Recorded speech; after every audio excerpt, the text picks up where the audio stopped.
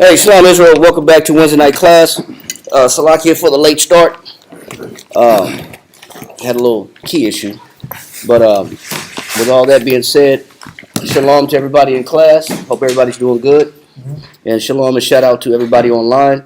And hope their families are doing well. Shalom to Stream of Wisdom Houston, Stream of Wisdom Norfolk, Virginia, Stream of Wisdom Rochester, New York. And we want to say shout out and shalom to all you brothers out there. And hopefully, we'll be seeing brothers soon for the Passover. And then also shout out and shalom to Cabo Cab down in Guatemala and his congregation spread out globally. And shout out and shalom to brothers in Albuquerque, Florida, California, so on and so forth. All right. And this is a 3-part series that we want to. I'm not going to rush it, but I do want to kind of do as quick as a recap as possible, just so we can. I know a week in between class and trying to keep the same theme and regenerate the same, intention of the class is kind of difficult. But it's about fear. The class topic is about fear. And first of all, let's get Psalms 31 and 19. We're going to start on a bad note. I did have one question. Yeah. I ask it often, but it's important to remember. This class is written for a particular purpose, right? Oh, it happened for a reason. Right? Oh, of course. Let's get started. Of course, this class is much needed because I think it can relate to everybody. And when we can get it all in, we'll see how it relates to everybody. All right, Psalms 31 and 19. Psalms chapter 31, verse 19. Oh, how great is thy goodness! It says, first of all, we're talking about fear, but we're not putting this fear, spooky kind of feel out there that we want people to just run from the Bible and run from the Lord. First of all, as we talk about fear, these are spiritual impediments that can cause a person to go backwards. So that we have to deal with these topics because if you don't recognize it, if you don't acknowledge it, you don't look for, is there any of this in me? Then we can't move forward in life, and we'll be at a handicap. So first of all, the Most High is what? Good. He said what? Amiati? Oh, how great is thy goodness! It says, oh, how great is what? Thy goodness. So first and foremost, the Most High is good, and he said, and this is a prayer. He says, "Oh, how great is thy goodness." Read on. Which thou hast laid up for them that fear thee. It says, but we also, as we talk about fear, there's a difference between fear of that's a snare upon man, and also the fear of the Lord. The fear of the Lord is good. The fear of man is bad. So fear has two different definitions. So when you read the Bible, you see fear. You got to know what context it's talking about. Fear is just another word for reverence or respect. But fear also is classified as torment. It can be either or. Read on. Which thou hast wrought for them that trust in thee. And so he says there's goodness that's set up. And we talked about this in the first class about the reward of staying right, of doing things right and being just. Read on. Which thou hast wrought for them that trust in thee before the sons of men. So that the fear of the Lord is different because the Most High rewards those that have the highest respect for Him, and He blesses them in front of who? All the sons of men. So either you're going to have the fear of the Lord or you're going to have the fear of man. They both are the word fear, but they're to be differentiated, all right, to be distinguished. All right, so let's go to Wisdom of Solomon where we kind of do a quick recap on Wisdom of Solomon chapter 17, verse 11. Let's start there. Wisdom of Solomon, chapter 17, verse 11.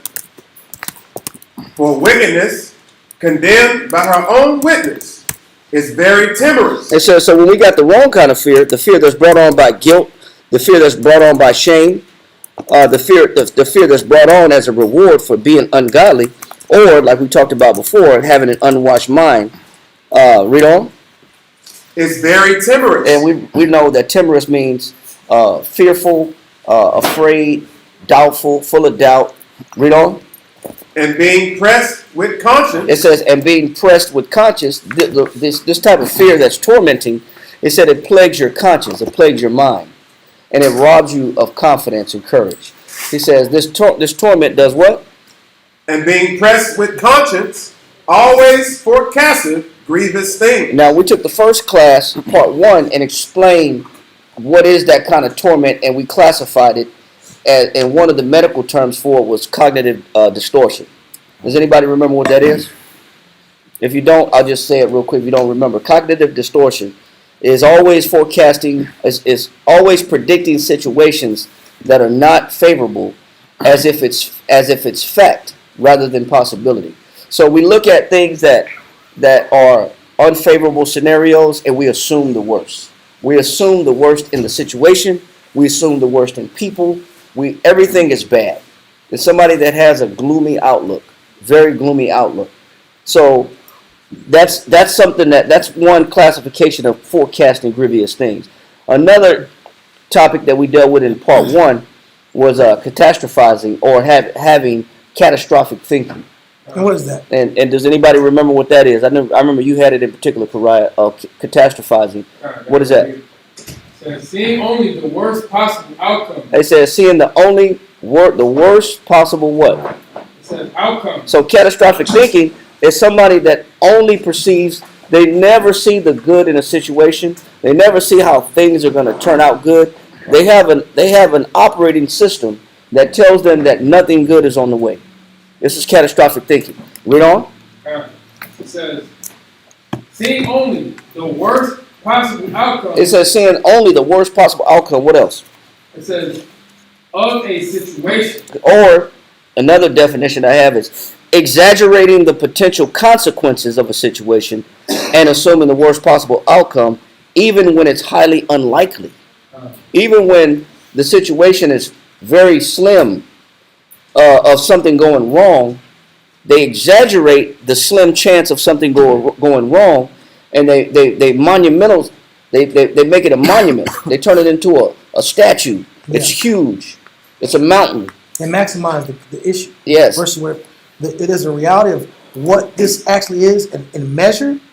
They have inflation of the measure of the issue. Yes. They inflate things. Right. It's exaggerated. Yeah. So I'm gonna stretch this issue, and I'm gonna make this a problem, even though it might not be a problem. There's a chance that something will go wrong, but they don't look at the chance of going wrong as being slim. They look at any little possibility of something going bad, and they expand it and multiply it into a giant. Yeah. And that's just a definition of that catastrophic thinking. This would just kind of recap it over part one. Part two, we went into the paranoia of Elijah, right? Went into the paranoia of Elijah when Elijah hid in the cave. He hid in the cave because he was paranoid.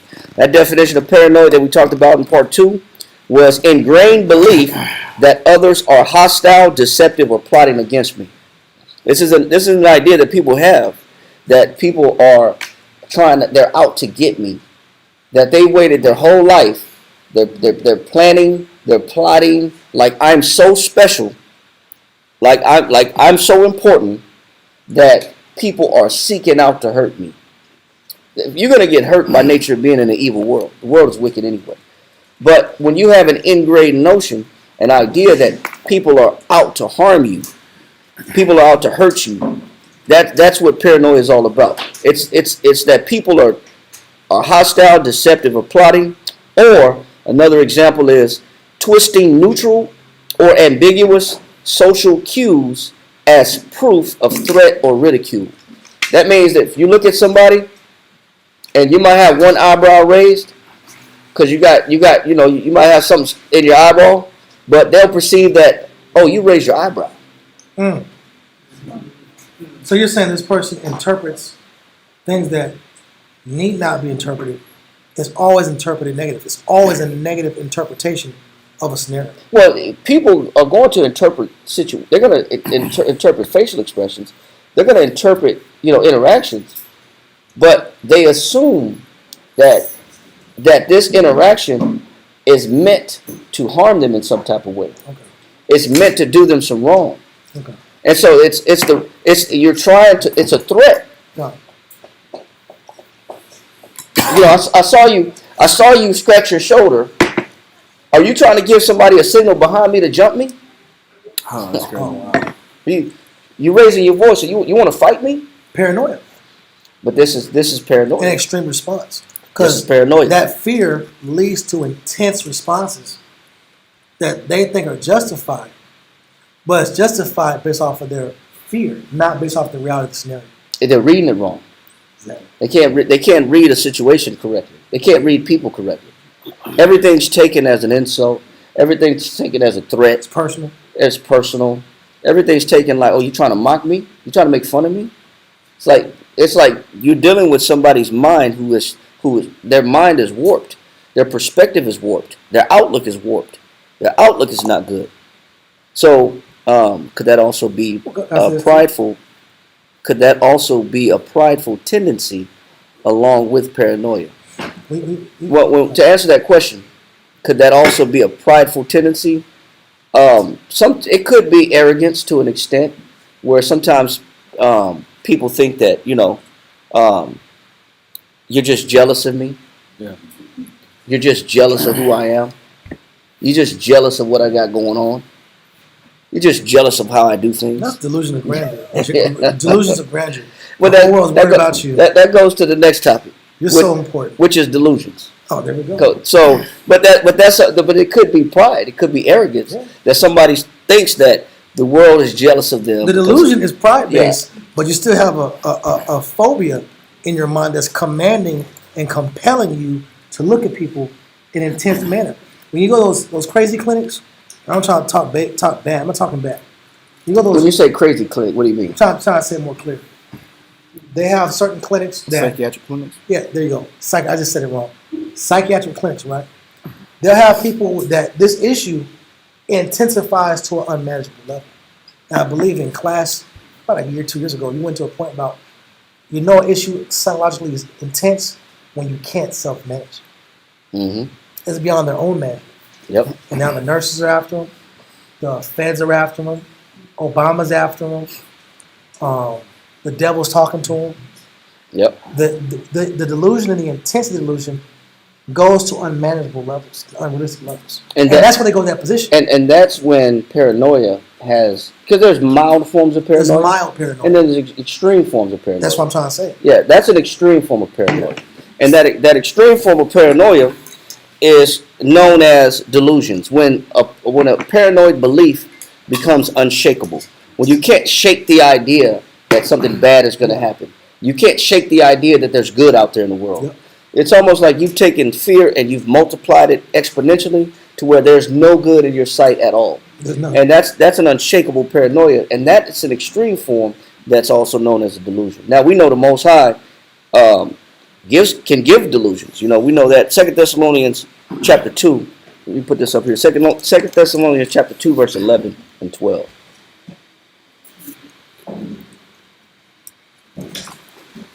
2 Thessalonians chapter 2, verse 11 and 12.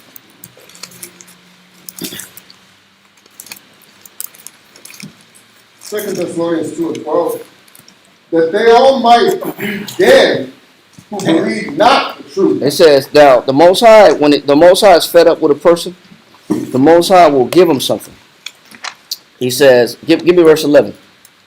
Verse 11.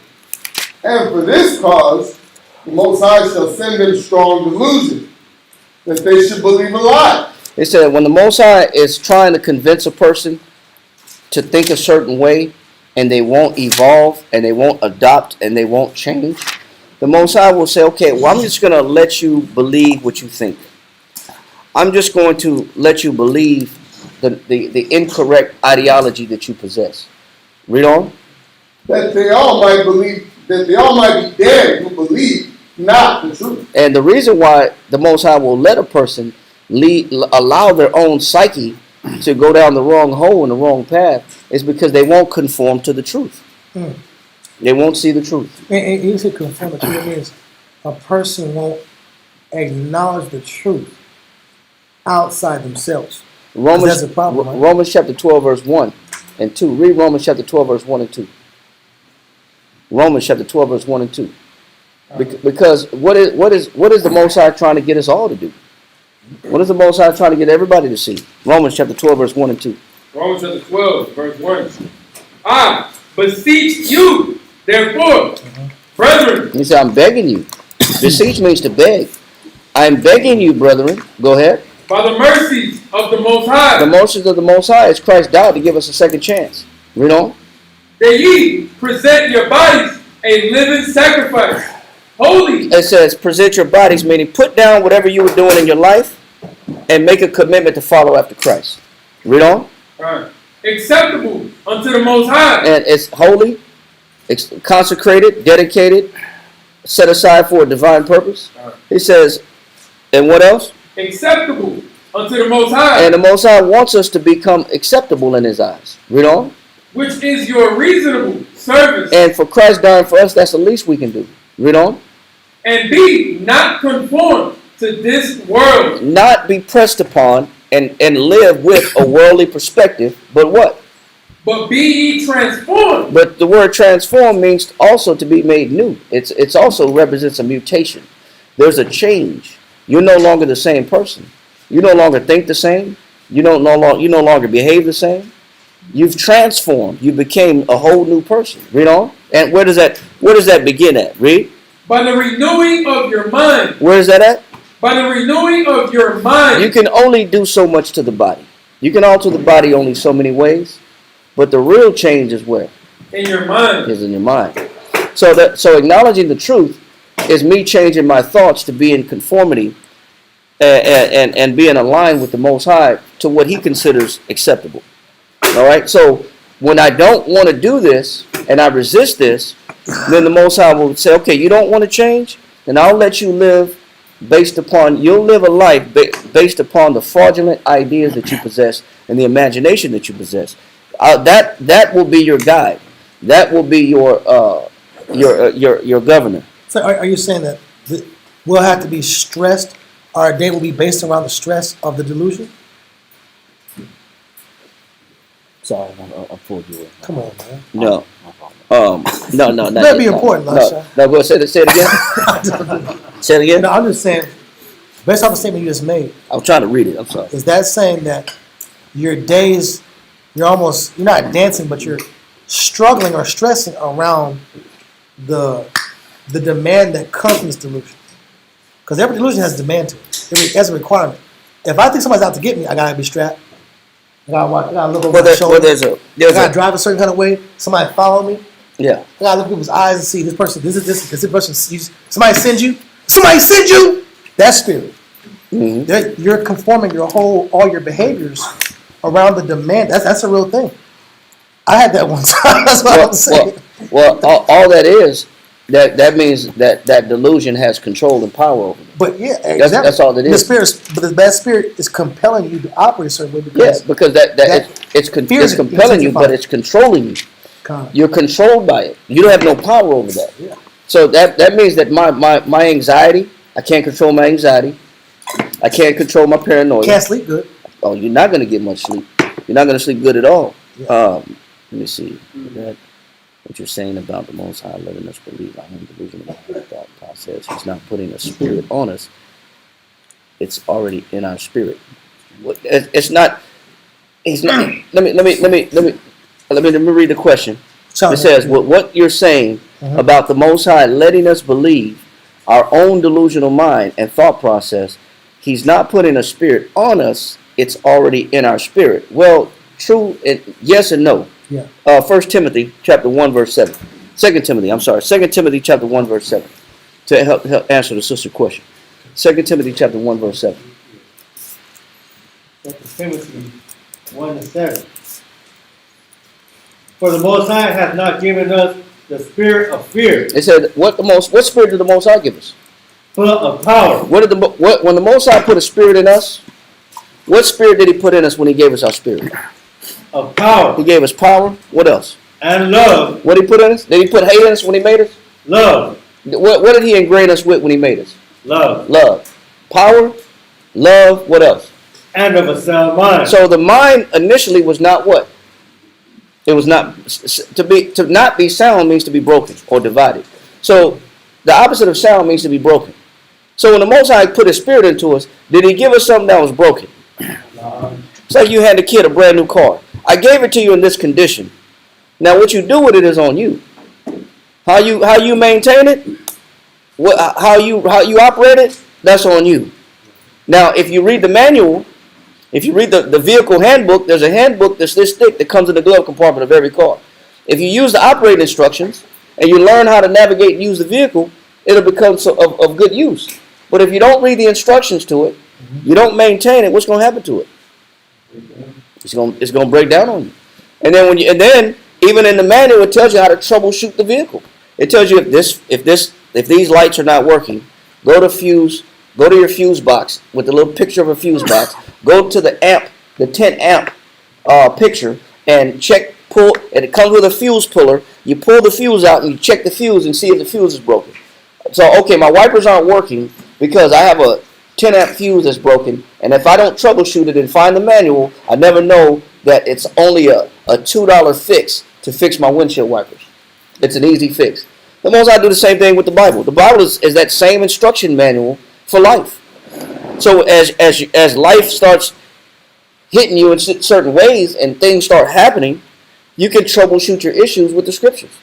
And you'll find out that my fix is not that big of an issue. There's an easy fix. There's a whole Bible, there's a whole manual for life, so that I can fix my problems. I can troubleshoot my issues. I know where to find where my problems are coming from, or I know how to repair myself. Same thing in the scriptures. So the Most High is doing this. So as we have these what some books will say mental disorders, we should be going to the scriptures to find out how to fix these disorders. The answer's in the Bible. All the answers are in the Bible to all of our issues. But the Most High initially gave us a spirit of what? Love, power, and a sound mind. So the mind was supposed to be sound, healthy, whole. But that's not the case. And that's why we have class. That's why we have a school. Because we deal with minds that are not sound. We deal with minds that are broken. We deal with psychological issues. We deal with thoughts that are broken, that are extreme. Some mild, some extreme. The Bible is basic instructions before leaving earth. Many people use that acronym. Many people use that acronym. Absolutely. And it can help and seal our minds from all issues. Now, go back to that read that verse one more time, Amiyati. 2 Timothy 1:7. For the Most High hath not given us the spirit of fear, but of power, and of love, and of a sound mind. So hopefully that answers the sister's question about what spirit that the Most High gives us, or He wants us to be in. If we're not in the spirit, then obviously we need to go to the Bible. We need to go to the source to get it repaired.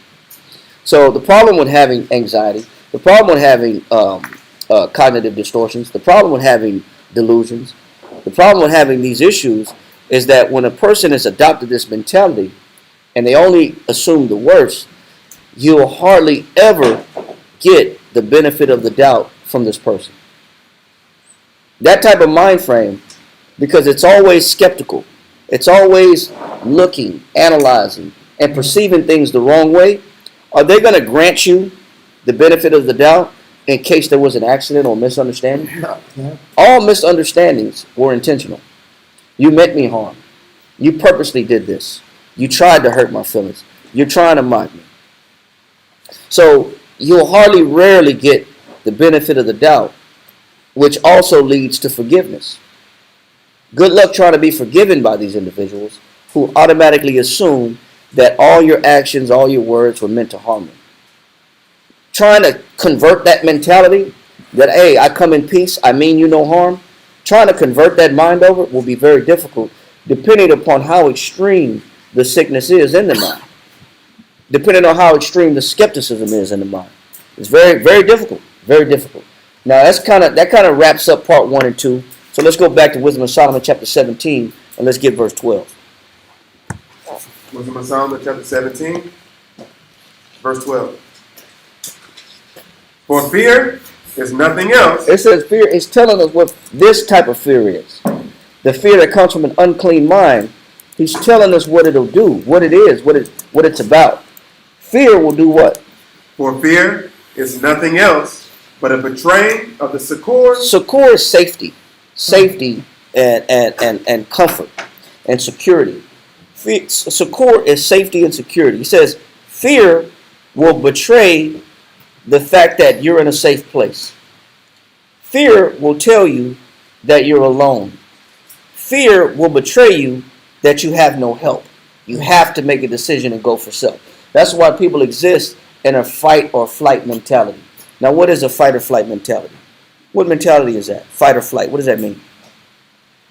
Sphere? What does that mean when people? Oh, Yes, sir.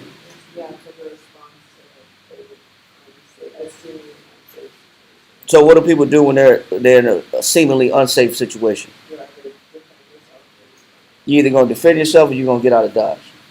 And when you see those kind of responses, you see that fight or flight mentality. What put them in that mind frame? Either I'm out of here, I quit, I leave, I'm done, I'm skedaddling out of dodge, or you want to fight, we're gonna argue. You're trying to impress your way upon me. We're gonna go toe to toe. We're gonna debate. We're gonna yell back and forth. they have an antagonistic response for everything, Done. and they're one dimensional. They don't have the ability to look at things objectively.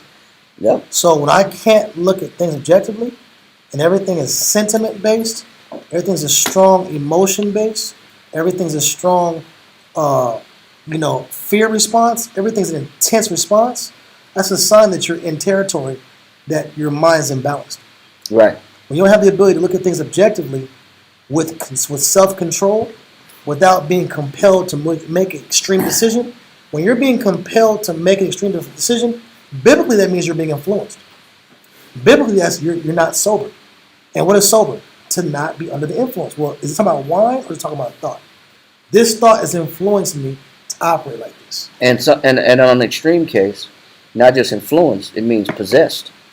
Yeah. I could have a possession. Yeah. And when something possesses you, it owns you, has ownership over you. You are controlled. Everything you do is based off the same spirit. That's how you gotta look past people and look at the spirit that people that pushes the person and moves the person. People become a slave to whatever you mentally ruminate on or you digest always in your mind. You become a slave to that thought. And that is proven in the Bible also. When you go to Romans chapter 6, verse 16, read that. Romans chapter 6, verse 16. That's me. I got it. Oh, you got it? Yep. Done. Romans chapter 16, verse 16. On an extreme level. Extreme level. Mm-hmm. It just keeps going like this. Read that. Come. Romans chapter 6 and verse 16 reads, Know ye not? It says, don't you know? When it says know ye not, it means don't you understand? Don't you see? Read on. That to whom ye yield yourselves servants to obey. It says, to whom ye yield yourself servants to obey, whatever you submit yourself to. Read on. His servants ye are to whom ye obey. So if you only listen to your thoughts, you only listen to your anxiety, and you only listen to your fear. Read on. Whether of sin unto death or of obedience unto righteousness. So whatever thoughts that you submit to, that is what you become a slave to. So if I listen to my fears, I become a slave to my fear. If I listen to my anxiety, I become a slave to my anxiety. If I listen to my delusions, I become a slave to my delusions. If I listen to my cognitive distortion, Yeah. And my catastrophizing, It owns you. I become a slave to it. Because this is true to me. This is true in my book. When you look at business markets, you look at investing markets, there's people that have these personal delusions, but they want to make money. Yeah. And so they inject their personal fears and doubts and their extremisms in their communication, which causes these ripple effects and people spending decisions because they're reacting to something. That's how you make money going up. The money's going up and down off the market, but the value of the market going up and down based off of fear and greed. And certain articles are pushed to promote fear, Yes. to instigate fear, so that you can say sell, sell, sell. Yes. Or man, I'm panicking. I gotta get rid of this stuff. They I hate to say it, they pimp fear because I know if I can influence you to be this afraid, you're in a slave position, I'm gonna buy it at cheap. Yeah. I know you're scared. I'm gonna keep making money off of a person that entertains a lot of fear. And that's what's that? I'm saying people can manipulate your fear in the business arena. And they can also manipulate your fear in a social way. Yeah. Or in a social arena, they tell you, well, I'm just going to leave you. Yeah. I'm just going to leave you. I'm going to leave you hanging. Oh, don't leave. Oh, I fear being alone. Oh, no, don't leave. And now you're a slave to this person because you're a slave to your fear. They learn how to use your fear against you. Yeah. Usually, narcissists feed off fear. They feed off this thing. But that becomes your mind. Whatever mind that you occupy, you will become a slave to that mentality. And it goes both ways. If you make yourself a student of the Bible, you become a slave to the words of God. Yeah. And so it goes both ways. But if you listen to your fear, you're a slave to your fear. So this is what we dealt with before. So go back to Wisdom of Solomon chapter 17, verse 12. Wisdom of Solomon chapter 17, verse 12.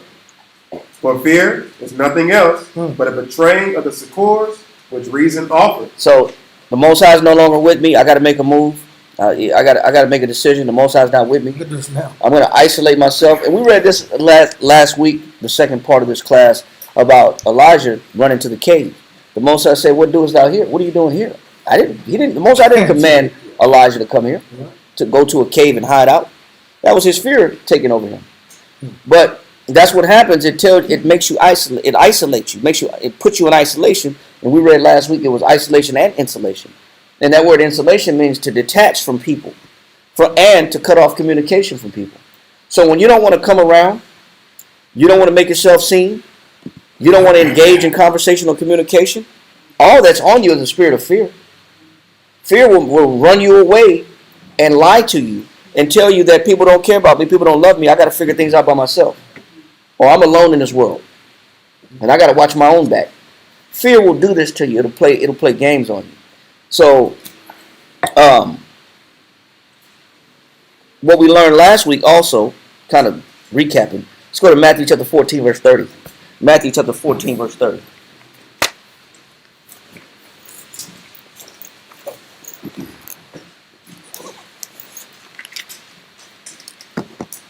Matthew 14 and 30. Read that. We're not going to read the whole thing. We already read this part last week. But when he saw the wind boisterous, It says now this is when Christ told Peter, when he said, "Fear not, it's me." He said, "If it's you, Lord, bid me to come out on the water."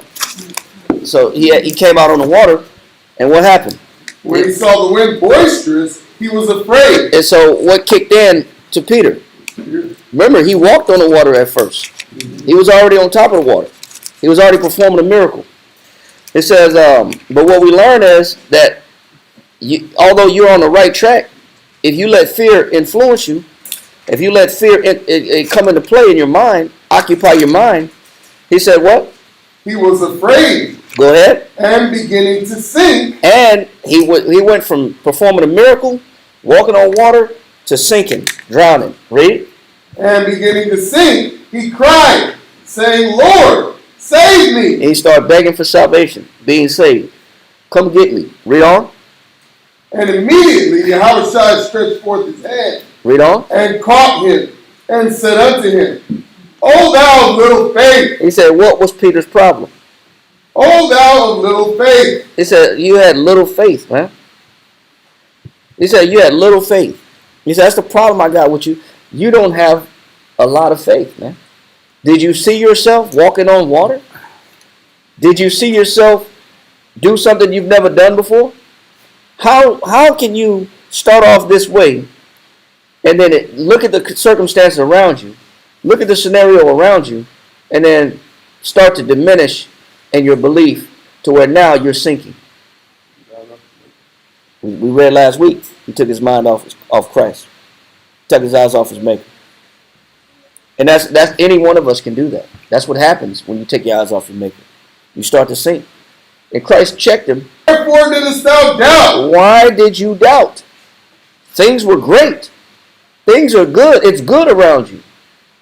Don't worry about the conditions and the scenario. Just keep your eyes focused. If you didn't doubt, this would have been a great tutorial and a great testimony to the rest of the disciples in the ship of what is possible when you have faith. Look how essential faith is. He said, why dost thou doubt? Read.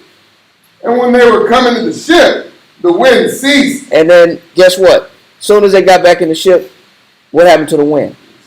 So then was that wind really true? Why did you stop and say that? The wind's only there just to take your mind off of Christ when you try to be positive. Because when you're not doing anything positive, nobody bothers you. Yeah. You're not going through all these challenges when you're not trying to do anything spiritual. Yeah. As soon as you come to class, as soon as you make a commitment, as soon as you make a vow, as soon as you say, I'm going to submit, as soon as you say, Lord, I'm going to give more, then all these factors come out of nowhere and they become primary compellers of your attention. Why is that? To get your mind off of focusing on what's in front of you and walking in Christ. But as soon as you stop making those commitments, all of a sudden those problems, people, they don't even call you no more. People don't even care that you do wrong. It's only when you try to do right do they become inspired to try to take you off course. Exactly. But when you're already walking on the wrong course according to this world, they implore you. The world Christ said the world loveth their own. Mm-hmm. They love you when you're worldly. They love you when you're worldly just like them, and you're weak just like them. They don't say I'm so worried about you. They don't say they never say that. But when you don't call crying anymore, and you got your head fixed on right, and when you have an answer for problems, that's when they get concerned. First they mock you, and then the second they get concerned, and then they attack you and say, "What do you think? You're better than me? You think you're better than us? Oh, you know the Bible? You know the Bible now?" Then they try to steer you off course. Then they get afraid. Yeah. Because what's happening is your eyes are becoming open, and then you can see their flaws, and that's what people really feel. You can see when you start being able to see their flaws. So Peter started to sink because he doubted, and he should have never doubted. He should have never doubted. And this is necessary because it was so much that Peter could have learned. The wind was only there just to test him anyway. It was only a test. For that wind to stop immediately when they got back in the boat, man, that wind was scenario based. Yeah. That was just created for that scenario, just to see an outcome. That was just there to teach a lesson. That's all it was. It wasn't even a real true storm. It was a fabricated storm that the Most High made, Christ put together, just to test Peter's faith, and he failed. He failed the test. That's all it was. He failed it. That's why he said, "Think it not strange concerning the fiery trial, which is to try you as if some strange thing has happened unto you." It's all the test. Everything that we go through that we feel like is impossible, it's only a test. Or we make a mountain out of, it's only a test. We escalate these things. Yeah. So Peter's faith was in question. And faith is essential. Let's go to Hebrews chapter 11, verse 6. Hebrews chapter 11, verse 6.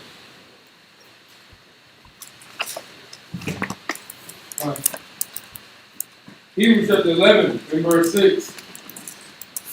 But without faith, You got to have faith. You have to have faith. In Matthew, we just read, Peter's faith got whisked away and robbed by what? Fear. Our own personal fears robs us of the most essential thing we need to serve the Lord. The most essential thing we need to serve God is faith. Fear can remove the most important element to serve the Most High. That's why I said what? Read. right. But without faith, it is impossible to please Him. So you see how important faith is? How essential it is? How it's most necessary to serve God? Faith can alter one of the most important things necessary and needed to serve the Lord. You got to have faith. Your fear can contaminate that. So if you let fear defraud you of faith, then how can you please the Lord? How can you pursue after the Lord and expect the Lord to respond? How can you expect the Lord to come through for you and you don't got no faith? And everything you operate in is fear. He said it. How essential is that? Read that again. Right. But without faith, it is impossible to please him. Go ahead. For he that cometh to the Most High must believe that he is, that he is a He said rewarder. must believe that he is, Right. or or that he exists. Right. That's what it means when it says he is, that he exists. So are you saying that you start doubting the existence of the Most High and the power of the Most High because of a story? Because of tribulation and circumstances that are unfavorable to us. So we remove the reality of the Most High's presence, and we're robbed of the belief that he can help us. So a lot of times we go for self, or we evade people. Or what's another term for it? Another term for it is you said I was acting out of character. Yeah, Was I out of character, or was that my character? Did the storm reveal my character? Which one was it? it manifested your character. But you need faith in order to even approach the Most High. It's an essential ingredient. Jump up and read verse 1. Right. Hebrews chapter 11, verse 1. Now, faith is the substance of things. Stop. Faith is the what? Faith is the substance. Stop. What is substance? Get the definition. Right. You know, we hear words like faith and belief, and we don't put enough propriety on these words to understand how important they are. What is substance? Get the definition of substance. 1828, what's the dictionary? It says, in a general sense, being, something existing. It says something what? Something existing. It says faith does exist. Right. So when something exists, that means it's real. Faith is real. The only downside of faith, you can't see it. That's the only downside of faith. You just can't. You can't say, man, I got a handful of faith. Where did it go? You can't say, man, I got a cup full of faith. It's empty. I don't see it. Faith is real. It does exist. The problem is, it's invisible. And it was made that way. The Most High created faith that way. He purposely made faith to not be visible with the eyes. Do we not know oxygen is real? How do we know it's real? Breathe. Because we breathe it. Because if it wasn't there, you would cease from breathing. Yeah, but you can't breathe in the water. You know it's not there. You know it's not there. And the kick in your feet and panicking is just a response that there's no air. But people live life in fear and not in faith, although fear exists. It says it does what? Right. Substance. In a general sense, being, something existing by itself. Read. That which really is. It says faith really is. What else? Or exists. Equally applicable to matter or spirit. And so it says it applies to matter, or it applies to what? Spirit. So is faith phony? Is faith non-existent? What you got? I got more. Hold on. Is it non-existent? No, it's not. It actually exists. You just can't see it. And it was purposely made that way. But it controls a lot of things. Fear betrays you of the idea that the Most High really exists. And this is why there's so many people that don't believe in the Bible. There's so many people that don't believe in the Most High. Because they let situations and circumstances rob them of the notion that the Most High can help them. So they seek alternative forms of comfort. They seek alternative forms of peace. How many people take music as a savior, as a resort to remove pain or to alter pain and emotion How many people resort to music and give music power? People name themselves. Music is my savior. Mims? Yeah. Yeah, you got the rapper Mims. Yeah. Music is my savior. Music is my He savior. literally said it. What about Christ? That's the problem. You know how many people put emphasis behind music? Or I need my 10 hours of sleep. That's a real one too. Yeah. Or I can't function. Or I need my coffee. That's a real one too. Or I need my cigarettes. Yeah, that's a real one too. That's always a real one. We do bad things, Yeah. and we smoke with cigarettes. Yeah. My friend smoke with cigarettes. I want to do hood rat things with my friends and Yeah. cigarettes. Yeah, I want to do hood rat things with my friends and smoke with cigarettes.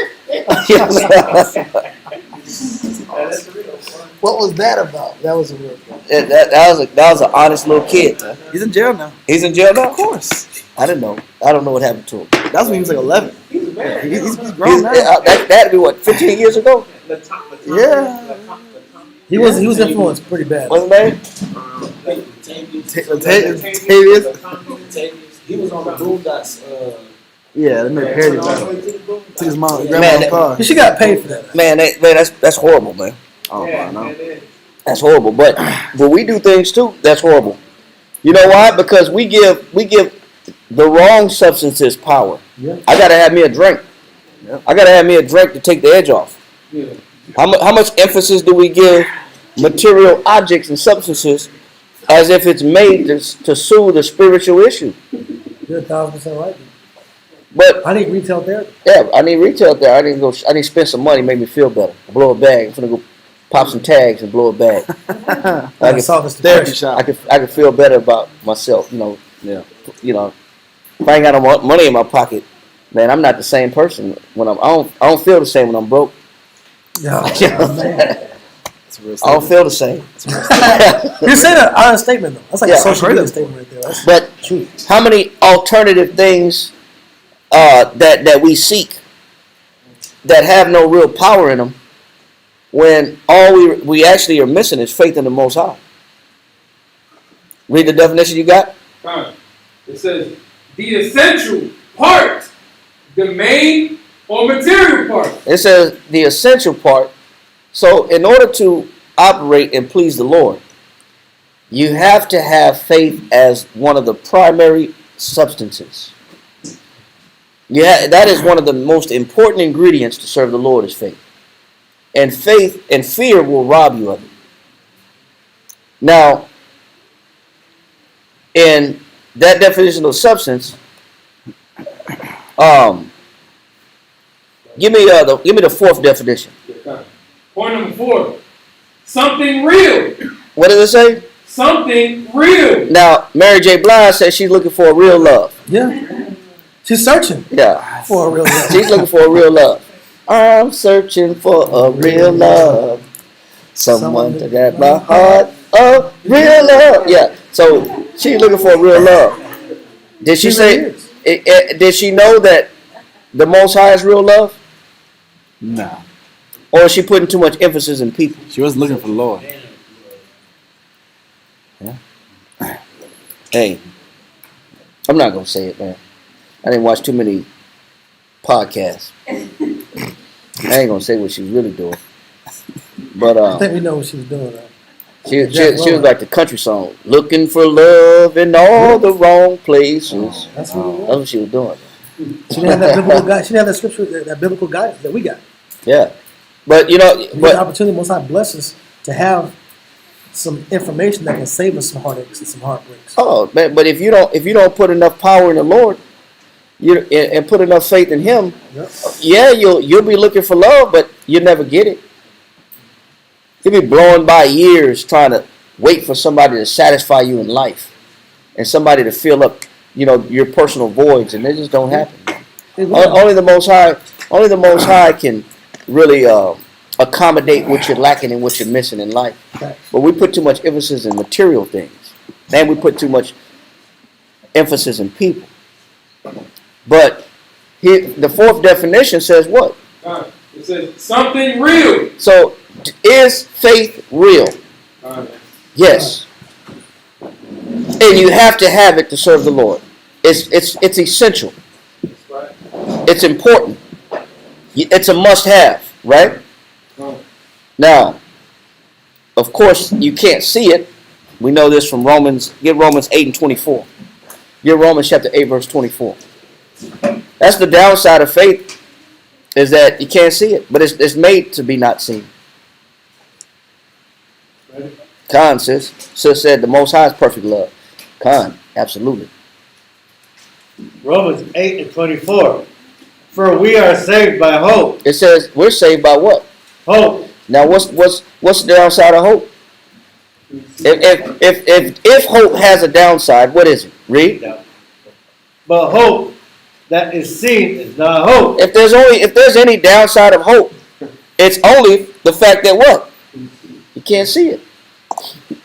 It's real, and you have to have it to get through this life. If there's only one downside, is that it's not made to be seen.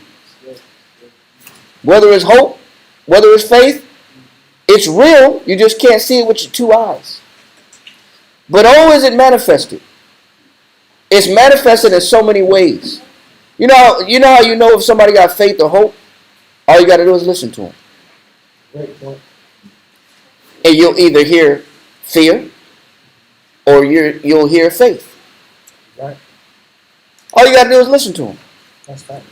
Or all you got to do is watch their behavior. Watch their character. Watch their nature. And then you'll see when things get rough in their life, you start to see what decisions they make that will manifest either faith or fear.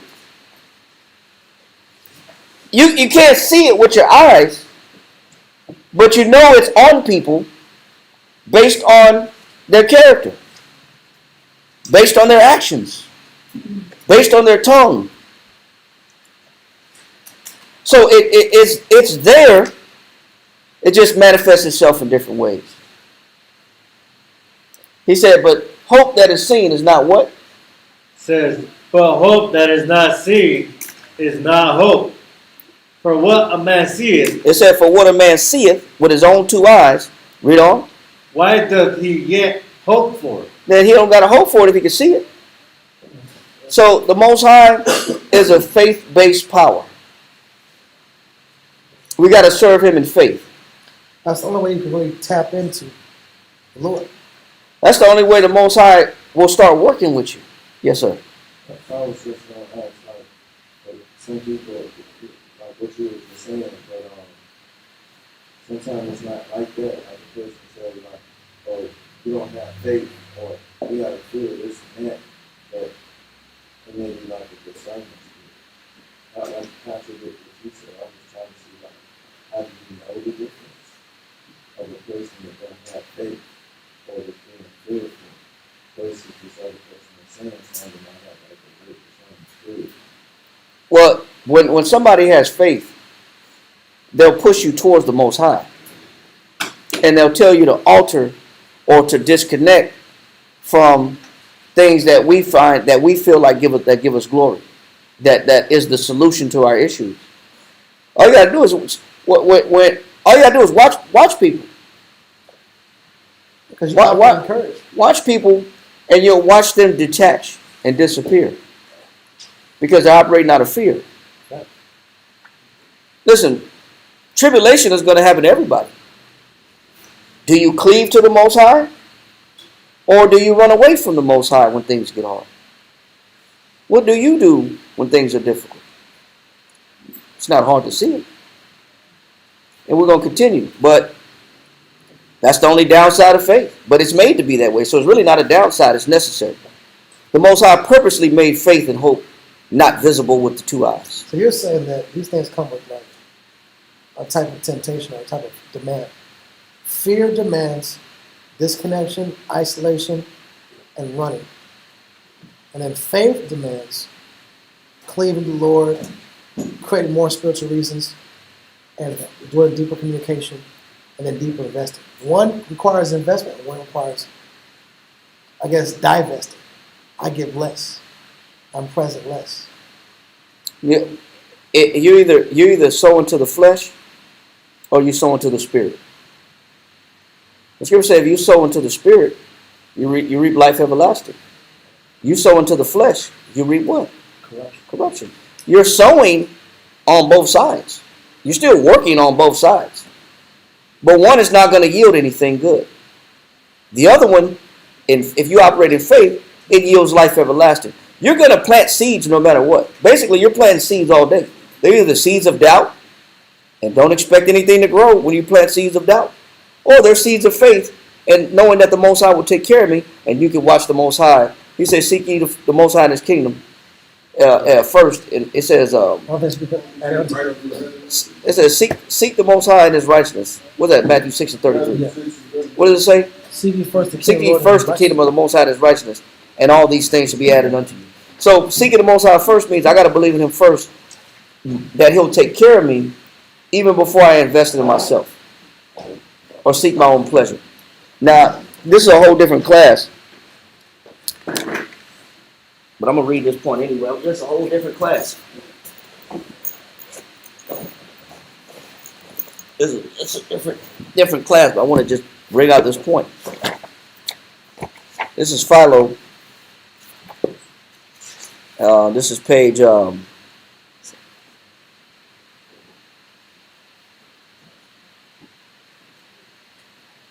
this is page 63. It says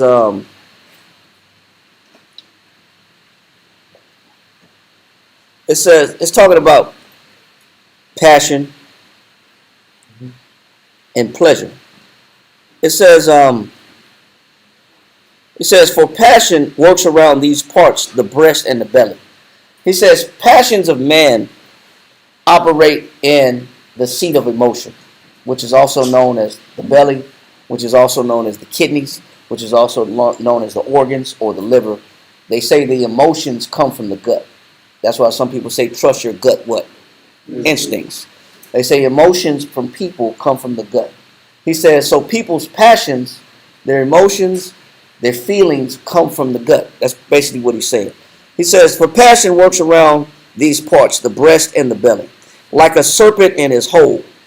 So he says people are stirred up like a serpent inside of a hole with their passions. He says when pleasure has its efficient causes and its subject matter, then it is in operation around the belly and the parts adjacent to the belly. What he's saying is when people have a reason and they have a motive, then their passion is accelerated and excited. It's blown out? Yes. He says, then it is occupied about the breast. So he says it starts to rise up towards the breast or the heart, which comes from feelings. So a person starts to believe a certain thing, they start to feel a certain thing, but it's based upon something. He says, and when it is, it says, and adjacent to the belly, it says, and when it has not these efficient causes of the subject matter, then it is occupied about the breast, which is the seat of anger. For lovers of pleasure, when deprived of their pleasures, become embittered by their anger. So he's saying that people operate out of what? Emotion. The emotion that people operate off of that is driving them is them not getting what they want. Yep. And because people have a desire. People have wants. And when things don't go their way, the way that they want things to go, then you see another spirit come upon them. Is that the serpent coming out of his hole? That's what he's using an analogy. Yes, that's what he's somewhat saying. Like a serpent in a hole is being stirred up. But the truth of it is, when people don't get what they want, then you start to see a different operation. Then you start to see what's really in them. All you have to do to see whether people are operating out of faith or fear is to not give them what they want. And then if you don't give them what they want, what they feel is due, what they feel like earned, or what they feel they deserve, they get mad. What was wrong with Cain? It was rough. Well, what does wrath mean? Extremely angry. Yeah. Why? Because he wasn't getting what he wanted. But the Most High was holding back from giving Cain his pleasure because he wasn't operating in faith. Abel gave the Most High the best of his offering, and the Most High came back and was honored and acknowledged his offering. And his offering was acceptable to the Most High because he did it in faith. All you got to see when people don't get what they want, you see how they operate, then you start to see the animal come out. Don't give people what they want, watch the mayhem come out. And then it'll be easily seen, is this person operating out of faith or fear? If fear is, I'm never going to get what I want. What about what I want? Yes, sir. Well, like you said, then the countenance come out. Countenance changes. Yeah. What's on the person's face is what's really in their heart or on their mind. Yes. So, how can we see this? I don't want to get off topic, but how can we see this in people? How can we see this in a spirit, in a actual spiritual realm where it's visible?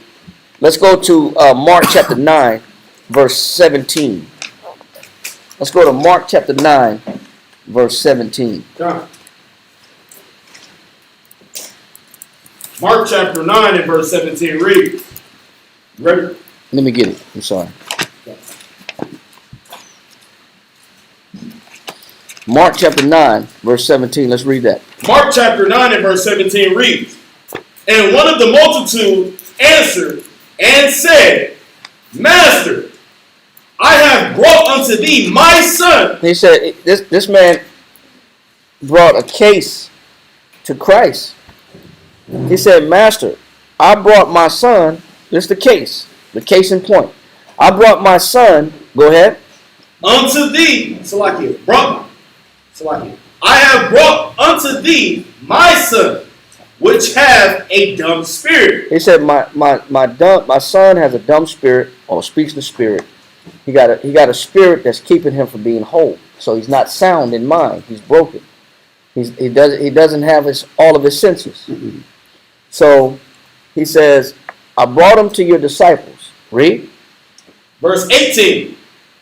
And wheresoever he taketh him, he teareth him. He said, and the spirit that's on my son is tearing my son up. He says it's controlling him.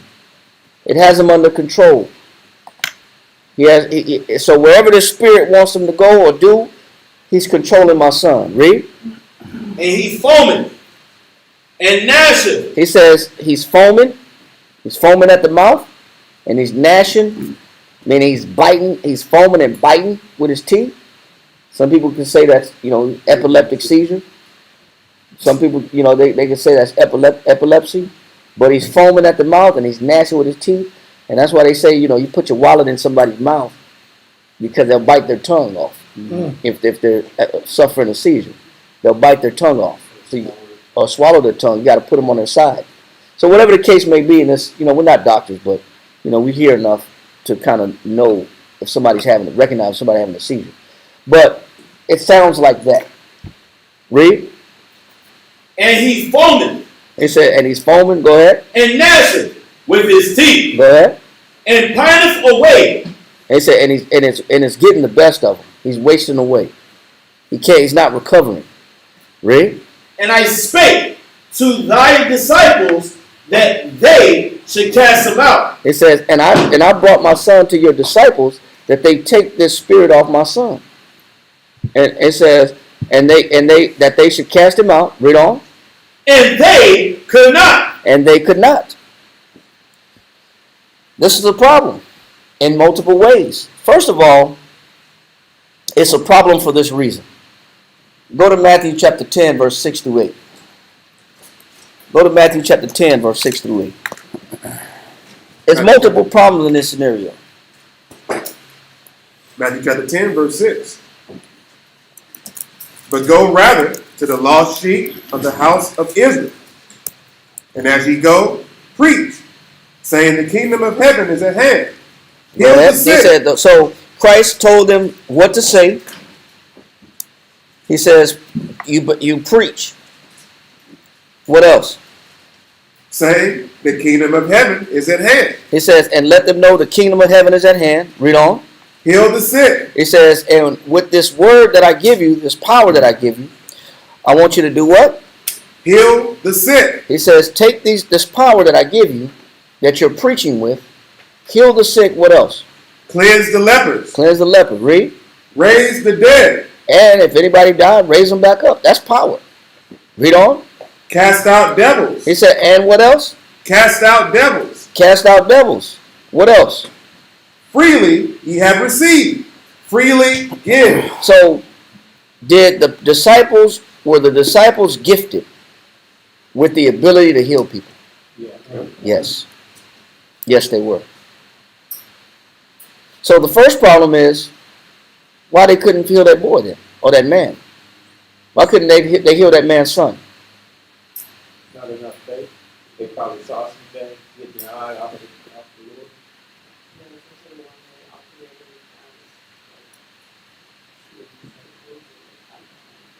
Lord. Well, let's find out. Both answers are right. One of them got enough, they weren't educated enough in the Most High to know what to do. Well, let's find out. So, let's find out, because it wasn't like Christ didn't give them the power to remove these spirits or to change the scenario or to heal them from disease. They were given the power. So, does the medicine not work? Does the Word of God not work? Is the Word of God ineffective to solve our problems? What does the Most High say about that? Go to Isaiah 55 and read verse 11.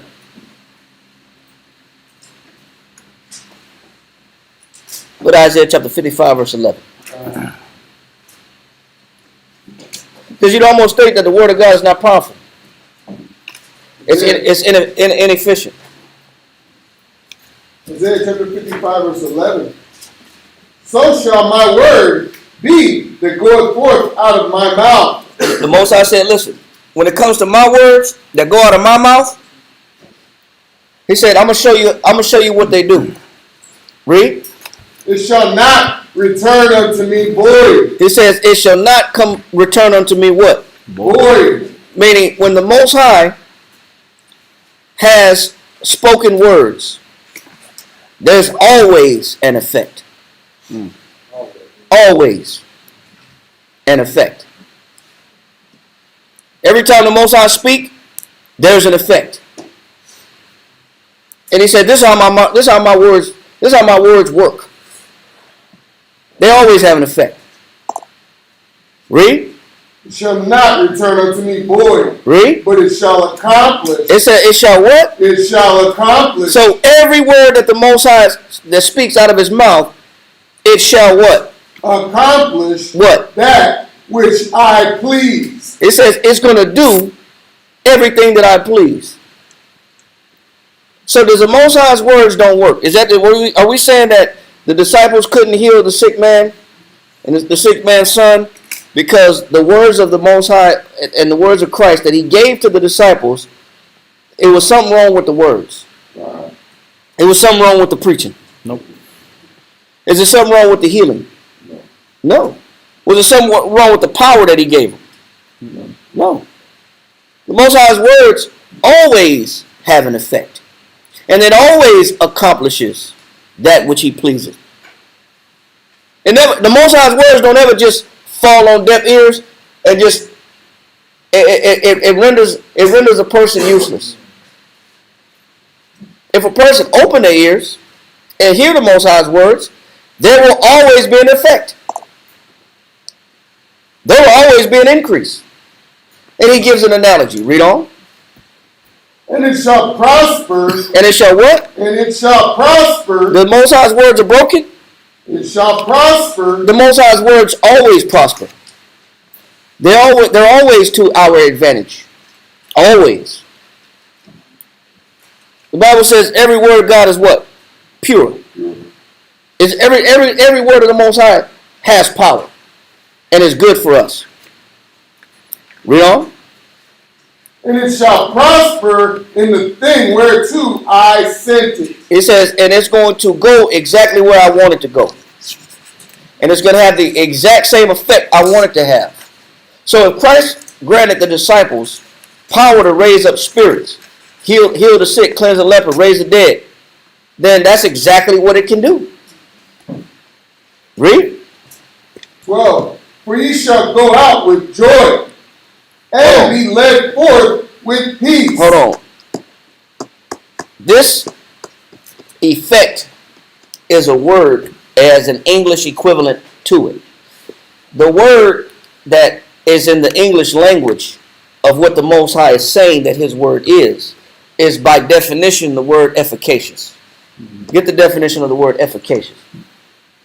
Because that's what the Most High is saying his word is. Efficacious. But if you hear this term being used by everyday people, they should be referencing the source of the most powerful words. Read. Efficacious. 1828 was dictionary. It says effectual. It says that when the Most High is explaining this in Isaiah, his words are effectual. What else? Productive. His words are what? Productive. His words are productive. What else? Of effects. It's productive of effects.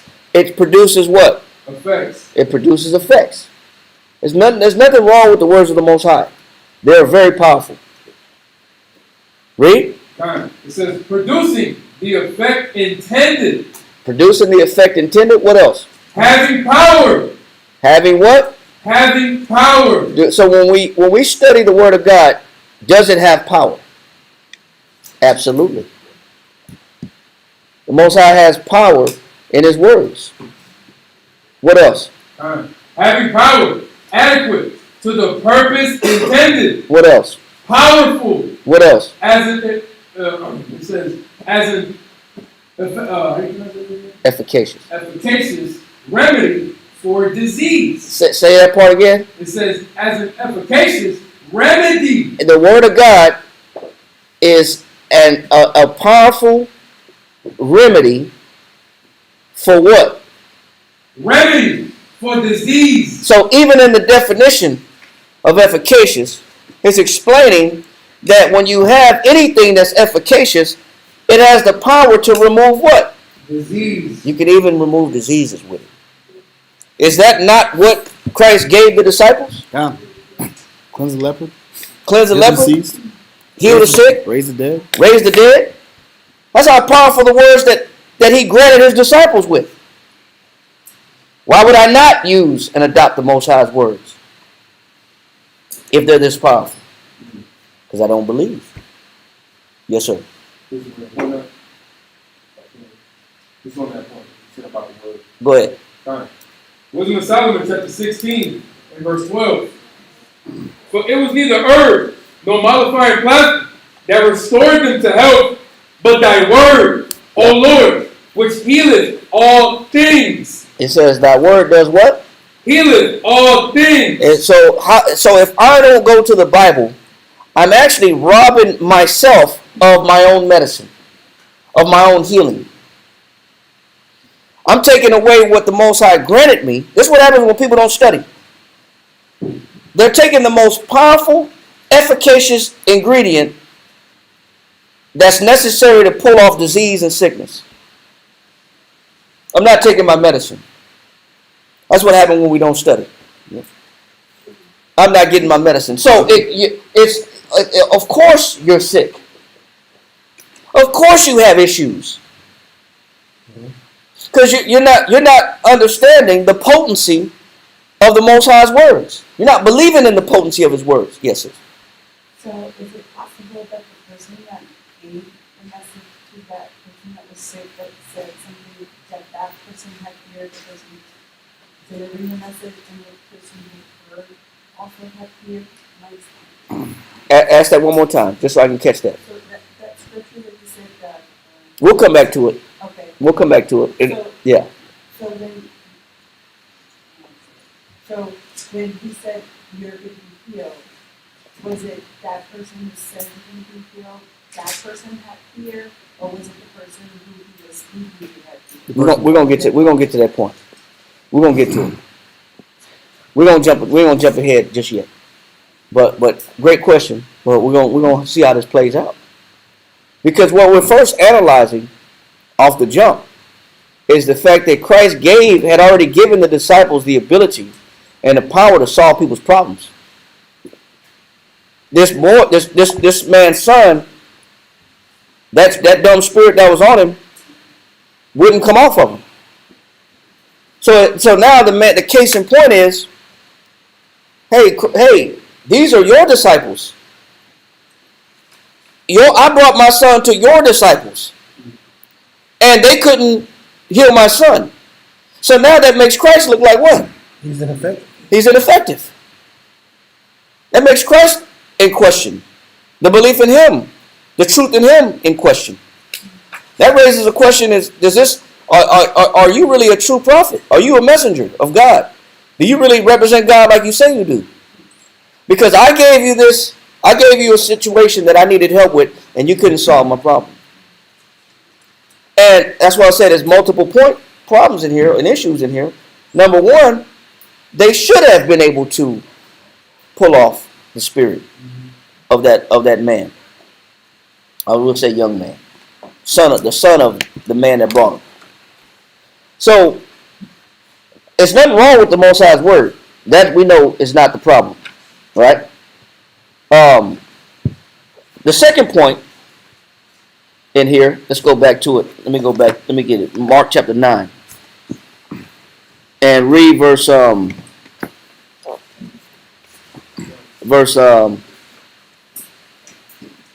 18 one more time.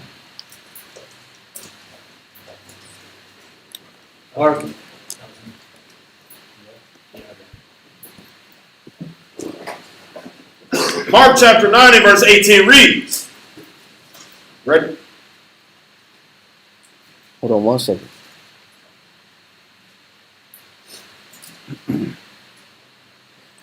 We'll answer that question, sis. You're not praying wrong. And we're not praying wrong if you're praying for people who are sick. Are we to ask the Most High to heal them?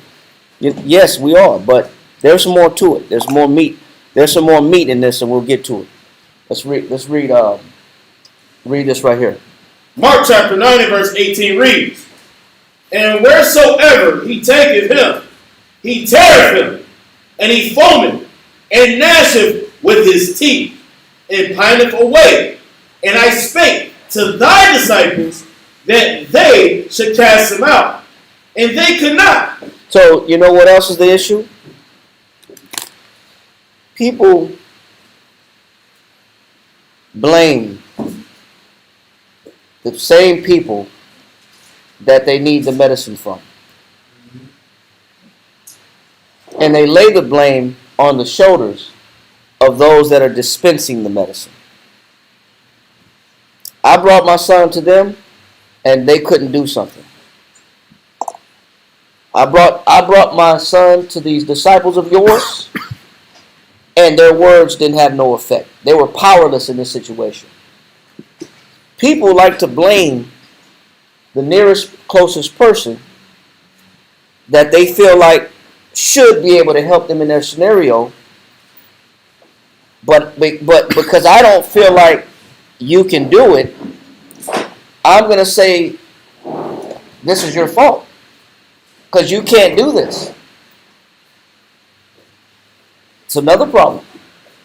Read on. Verse 19. So we find out that at one instance, the disciples were ineffective in their duties. They failed in the mission in this particular situation. But also we find out that people will place blame on people that they suppose should have the answers to their problems. Which happens either way. If there's a problem, it's always the head man in charge. It could be. It could be. It's always the idea that people have in mind. Right. But what you're saying is that there are finer degrees of understanding that we have to analyze. Yes. Versus just having this block ABC way of looking at things. There's more detail there's more detail to the scenario. There's always more. There's always more detail. Read. Verse 19. And he answered him and said. So Christ answered the man and said what? O faithless generation. Did Christ blame it on the disciples? La. Did Christ blame it on the man? Nope. What did he blame it on? O faithless generation. What did Christ blame it on? Generation. Why did Christ blame it on the generation? Why did Christ blame it on the generation? What did Christ blame it on? Generation. What did Christ blame it on? Generation. What did Christ blame it on? Generation. What did Christ blame it on? Generation. What did Christ blame it on? Generation. Why did Christ blame it on the generation? Generational problem. Exactly. Bingo. Yeah. Even though the conversation is between the man and the son and the disciples that he brought to Christ, Christ blamed it on the what? Generation. What is he saying? He's saying that this is a small issue that represents what? A bigger issue. A bigger issue. This is a bigger It's kind of like the saying, it takes a town to raise a child. Say it again. Y'all say it loud. I want the camera to hear It you. takes a town to raise a child down. That saying. Yes, but then no. Yes. What he's saying is, this is not just this man's problem. This is not just the disciples' problem. He said everybody thinks like this. When Christ says this generation, he's talking about that whole generation of people. It's a symptom of a bigger issue. This is a general issue that everybody has. Everybody does this. Everybody has a problem, and when they don't see an answer, they're going to point the finger at somebody. And the ones that's supposed to be there to dispense the medicine fall short in giving the medicine. What he's highlighting, so to speak, is a greater issue that goes beyond just the story about what we're reading. What he's saying is, you have this problem. I have this problem. We have this problem. We all have this issue. It's not just a story in a book. We know, what does Romans chapter 15 verse 4 say? Say it again. Everything that was written aforetime was written for our learning. It says the things written aforetime was written for our what? For our learning. So was this just a story in the Bible that we're supposed to read and say, man, look at this situation between the disciples and the sick son? So faithless. How could they? Yeah, look at they ain't on their job, man. Yeah. You know what? We ain't on our job. We're not on our job. We doubt the people the Most High put around us also. We blame the people the Most High put around us also. For the problems we got. He said this is a generational issue. It's not an individual problem. We all got this problem. He said, oh, faithless what? Oh, faithless generation. Faith is a problem that we all got. We all got some missing teeth of faith somewhere. Yeah. We're all missing something when it comes to faith. Each and every one of us lack real faith. Each and every one of us got an issue with faith. It ain't strong enough. He said, oh, faithless what? Generation. How long shall I be with you? Go ahead. How long shall I suffer you? Go ahead. Bring him unto me. Go ahead. And they brought him unto him, and when he saw him, straightway the spirit tear him. It said when the young man came to Christ, the spirit tore him. What else? And he fell on the ground and wallowed foaming. And he went on. He still went into his sickness. He was suffering. He was suffering. He was suffering. But what we're seeing is already that we all have a common problem. That common problem is what? Faith. Lack of faith, bro. That's not an individual issue. It's a generational issue. We just got to identify what is it that we're afraid of. And we got to stop blaming people around us for their inability to solve our problems. Because we know it's not the Word of God. We just read how effective the Word of God is. How potent the Word of God is. How powerful the Word of God is. We know it's not the Bible. So the problem is somewhere else. Read on. Come, verse 21. And he asked his father, how long is it ago since this came unto him? He said, how long this he been like this? Read. And he said, of a child. That's why I said he's not. That's why I'm not going to say he's a child. He's been having that sickness since he was a child. So obviously he's been having that sickness for a long time. This might not have been a child. This might not have been a teenager. This might have been a man, full grown, that still had this issue since he was a child. That means that this control or this possession that was on his son had a hold on him for a long time. And you know what? When you analyze our fears, a lot of our fears come from where too? From our childhood. From where? From our childhood. A lot of our fears come from what? Not in our adult life. A lot of the fears we possess have been there for a long time. A lot of fears we have been there since we were youngsters. A lot of the feelings and the emotions that we have, the doubts and fears that we possess, the trauma that we have been there since what? Child. A lot of us are carrying around issues since we were children and have been operating in fear ever since. All you got to do is talk to people. The more you talk to people, the more you start finding out, oh, you were damaged. You were hurt. That's why you operate like this. Oh, you were taken advantage of. That's why you respond like this. Oh, you were mistreated. Oh, you were abused. Oh, you were neglected.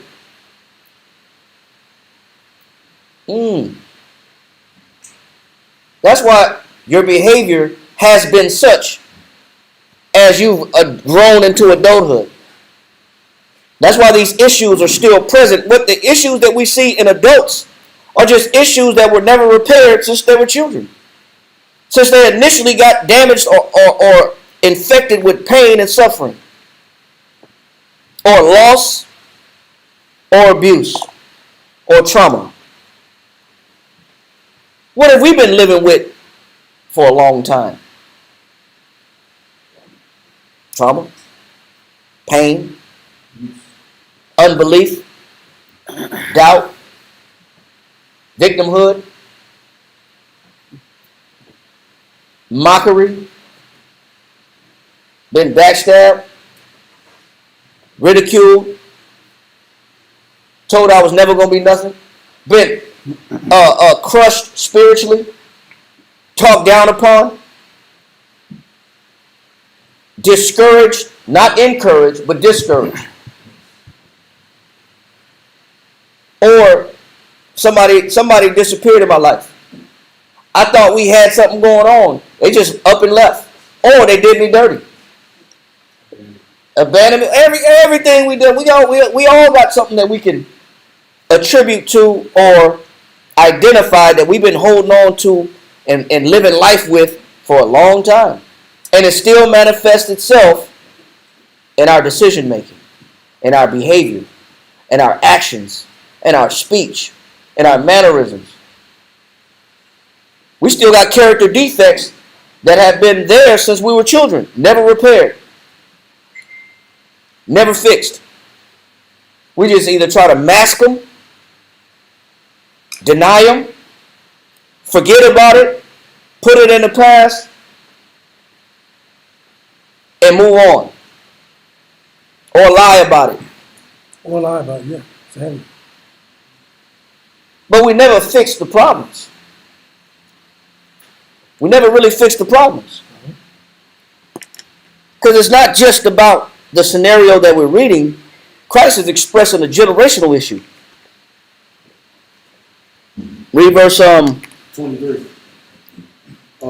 No, we're in you just finished 20. He said, how long it came into he says, read verse 21. 21 again? Yeah. Okay. Verse 21.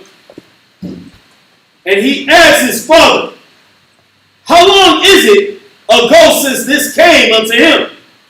And he said, of a child. Most issues that we possess are deep-seated since childhood. And we've suffered something. In our adult life, we've been acting out and behaving certain ways based upon what we've received, what pain we received.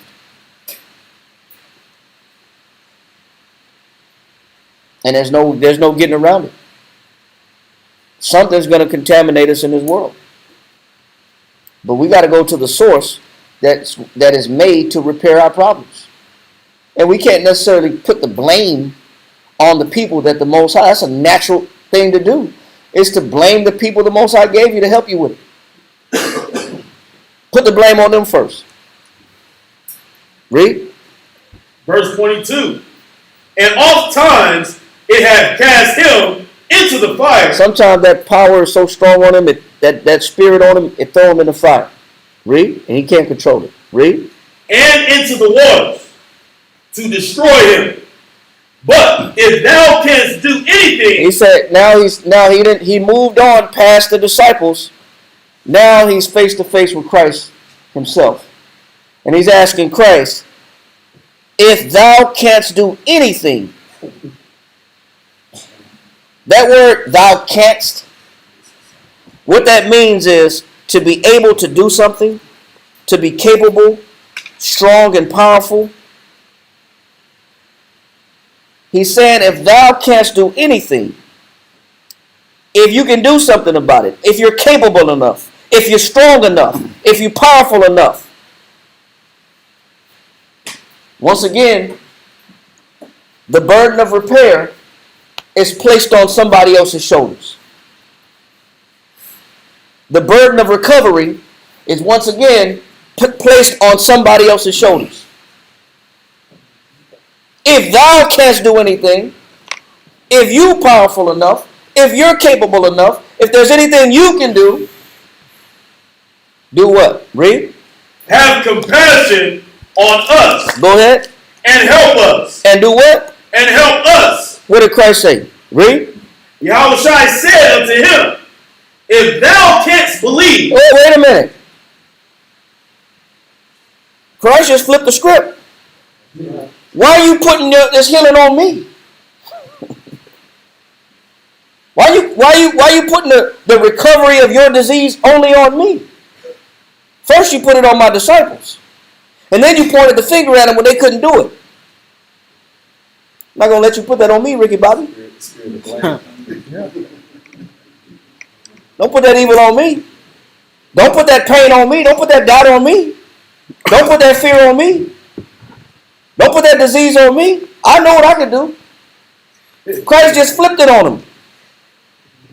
He said, if thou canst believe, if you want to use thou canst towards me, I could use thou canst towards you.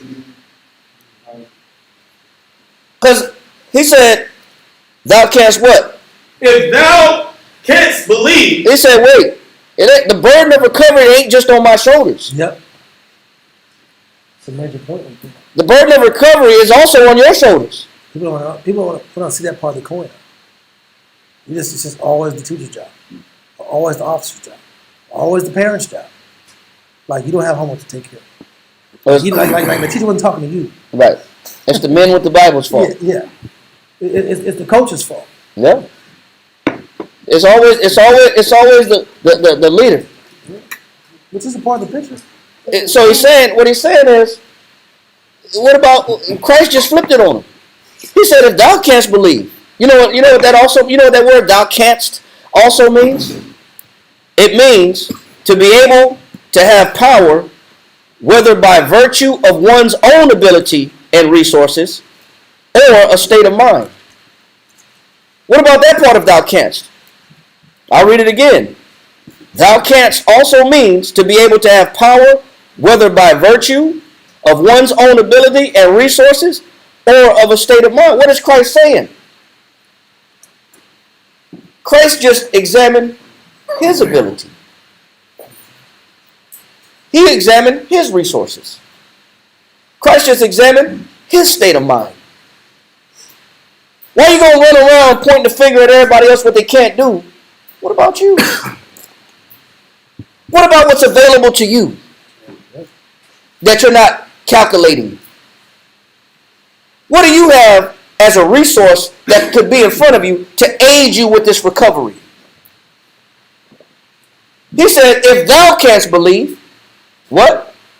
All things are possible to him that believeth. He said, if you, with the resources you possess, with the state of mind you possess, or the virtue that has been given to you or adopted, He says, if you can believe that all things are possible to him that what?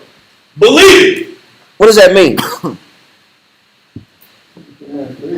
The truth of it is, in order to get this son healed, the burden of recovery is on all parties. It's on all parties. What does that mean?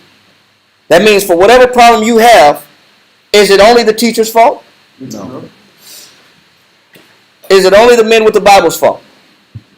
That responsibility is on whose shoulders also? It's on everybody's shoulders. It's on everybody's shoulders. Fix me. How come you can't fix me? How come you're not fixing me? You're not fixing my problem.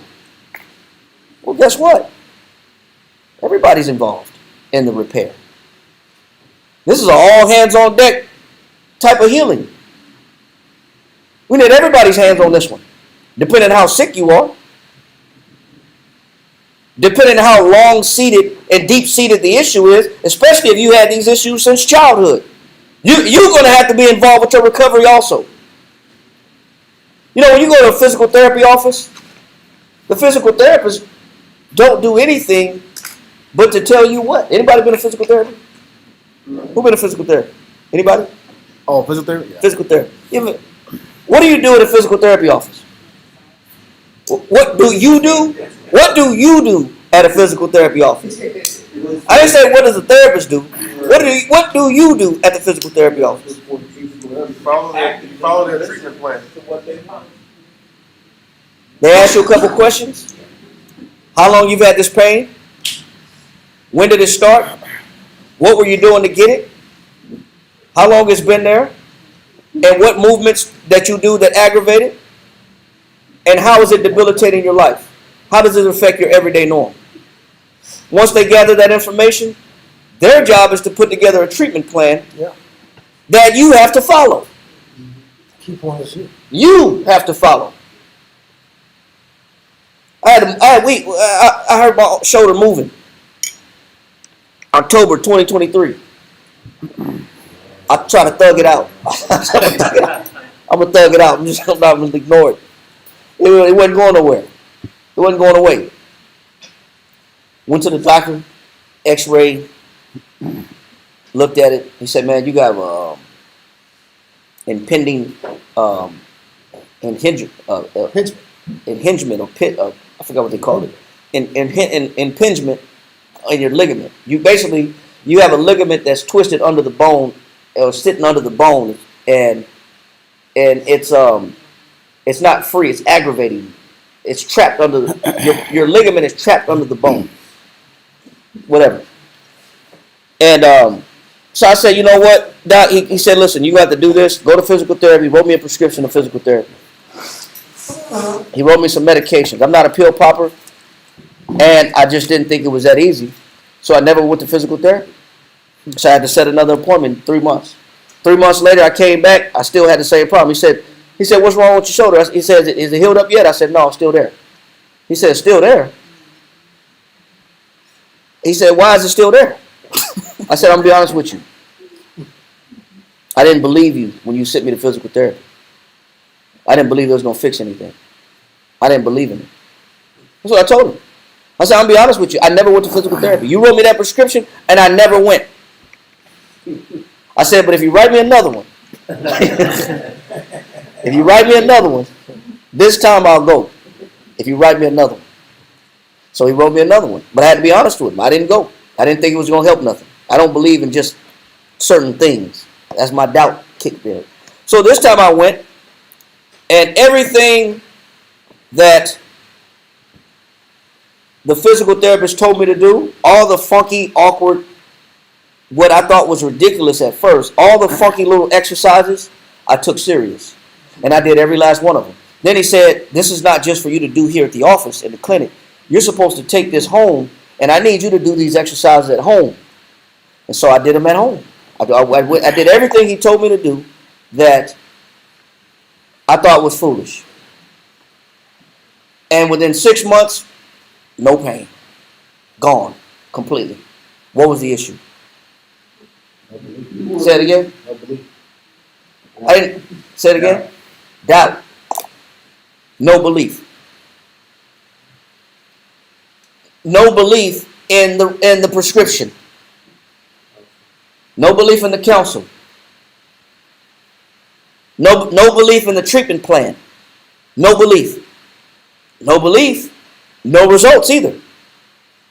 So I stayed hurt, working through pain, trying to ice it every day. I try to ice it every night. I'm just gonna ice it every night. Ice is not gonna fix the problem. The only way that he said that you have to strengthen, he said the reason why it happened is because your rotator cuff has ligaments all the way around it. And if any one of those ligaments get weak, it offsets the whole rotator cuff. Just from one weakness will cause a chain reaction where you start getting the other ligaments twisted up. He said your job is going to have to be to strengthen all the other ligaments to pull the one ligament back out, to straighten it back out. But I didn't believe it. Yes, sir. We used to do these briefings, talking to people about comprehension levels when providers were trying to communicate to patients about what it takes to be healed. We call it health literacy, right? If you compare all the comprehension levels of basic American, average American, health literacy is the lowest percentage, meaning 90%, at least 90% of the population have no idea or understanding of what it takes to actually be healed. But we understand art, physical sports, music knowledge, things like that. But most people don't understand what it actually takes to be healed. And that goes for the physical, and we're only explaining it because it goes to the spirit also. Because most importantly, it's spiritual. When you don't believe the treatment plan, you don't believe the medicine, you don't believe the prescription, you don't believe in the healing either. You're not going to get results either. You're going to get halfway subpar results and then come back and blame the doctor. You're going to come back and blame the clinic. You're going to come back and blame the treatment plan. You're going to come back and blame the medicine. But in this case, this man is blaming the disciples. He's now putting it in Christ's hands for his healing. Christ has said, hey, man, what about you? What about your... Let's examine your belief first. Before I just go to healing your son, let's talk about your level of faith first. Read that again. Come. Verse 23. Yahushua said unto him, if thou canst believe, all things are possible to him that believeth. It's everybody's responsibility for your healing. Don't just put it or blame other people to fix you. It's your duty, it's your responsibility to be involved in your recovery. Yes, sir. It takes faith to follow a treatment plan because usually it makes no sense to you in the first place. You know, follow something and you think yourself out of the treatment plan thinking you know that. Especially when you think that it's Edomite knowledge. Right. Yeah. So especially it's like you especially like man, you pull the scripture in your mind. These are physicians of no value. So I use that scripture to say, I ain't listening to these these are Edomites. I ain't listening to this Edomite stuff. They just trying to take my money. They want me to keep coming back so I can take my money. When the guy tells you in the first session, he tells you the quicker you can apply this remedy that I'm giving you and these exercises, the faster you can get out of here. You don't have to come back and see us. Oh. So what does that mean? That means that my faith and my belief has a lot to do with my healing my scenarios and healing my situations and solving my problems. My faith my ability to be obedient has a lot to do with my recovery. And this is what Christ is explaining to this man that can only see who's not doing what and who's failed at their ability to heal his son. Read on. Verse 24. And straightway the Hold on. How do we know it's everybody? That's what I want to deal with. How do we know it's all parties involved? Everybody's involved. Ecclesiastes 38. Ecclesiastes 38. Start at verse 9.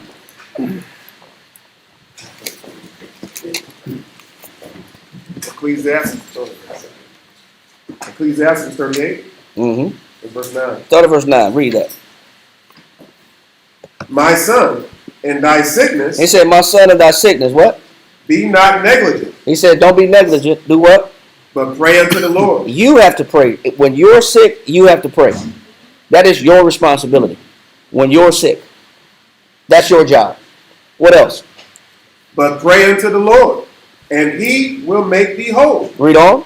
Leave off from sin. The second thing you do is leave off from sin. Clean your hands up.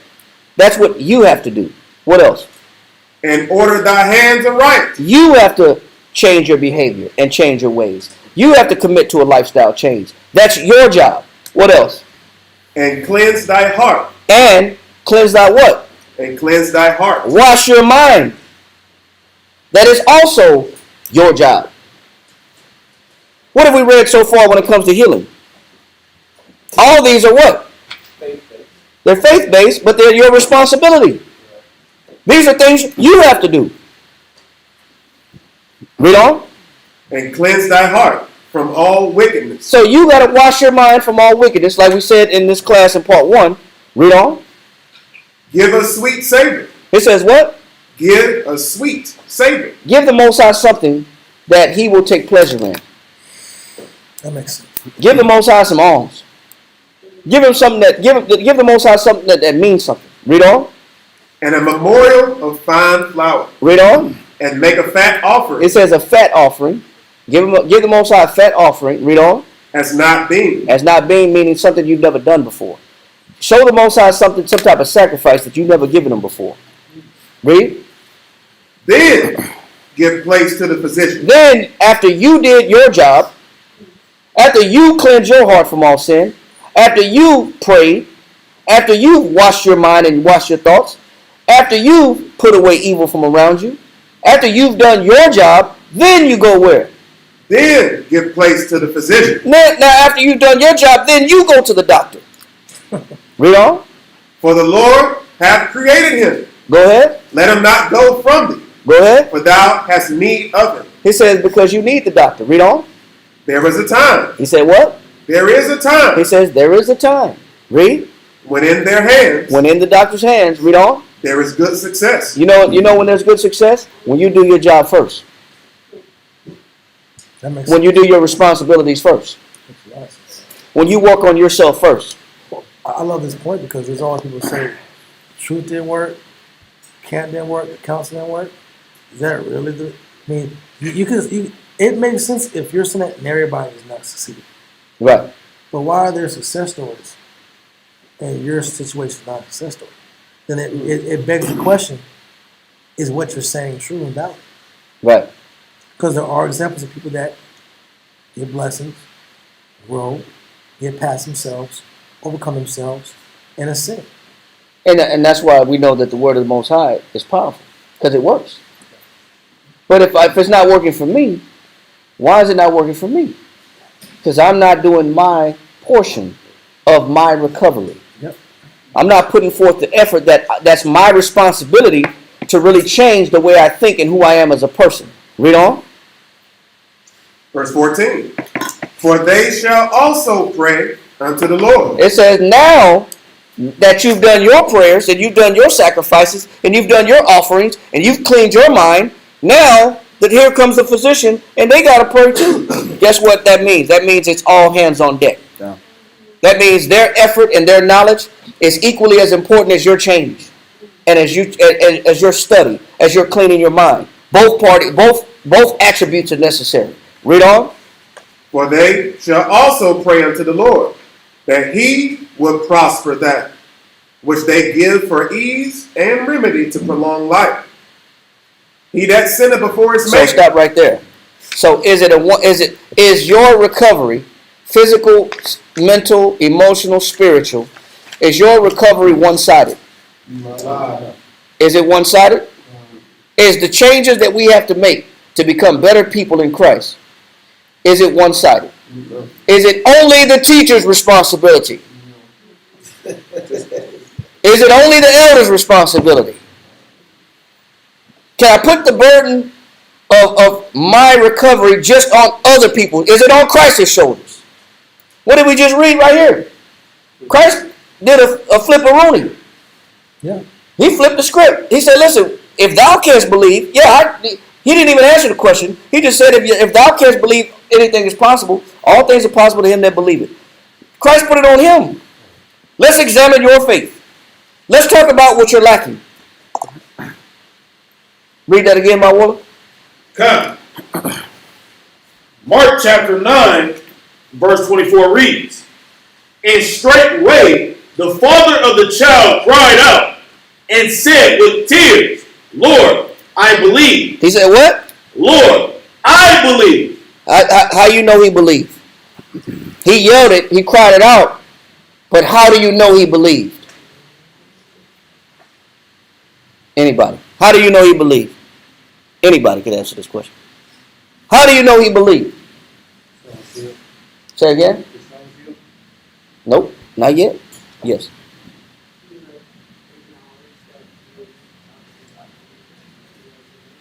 Say it louder so the camera can hear you.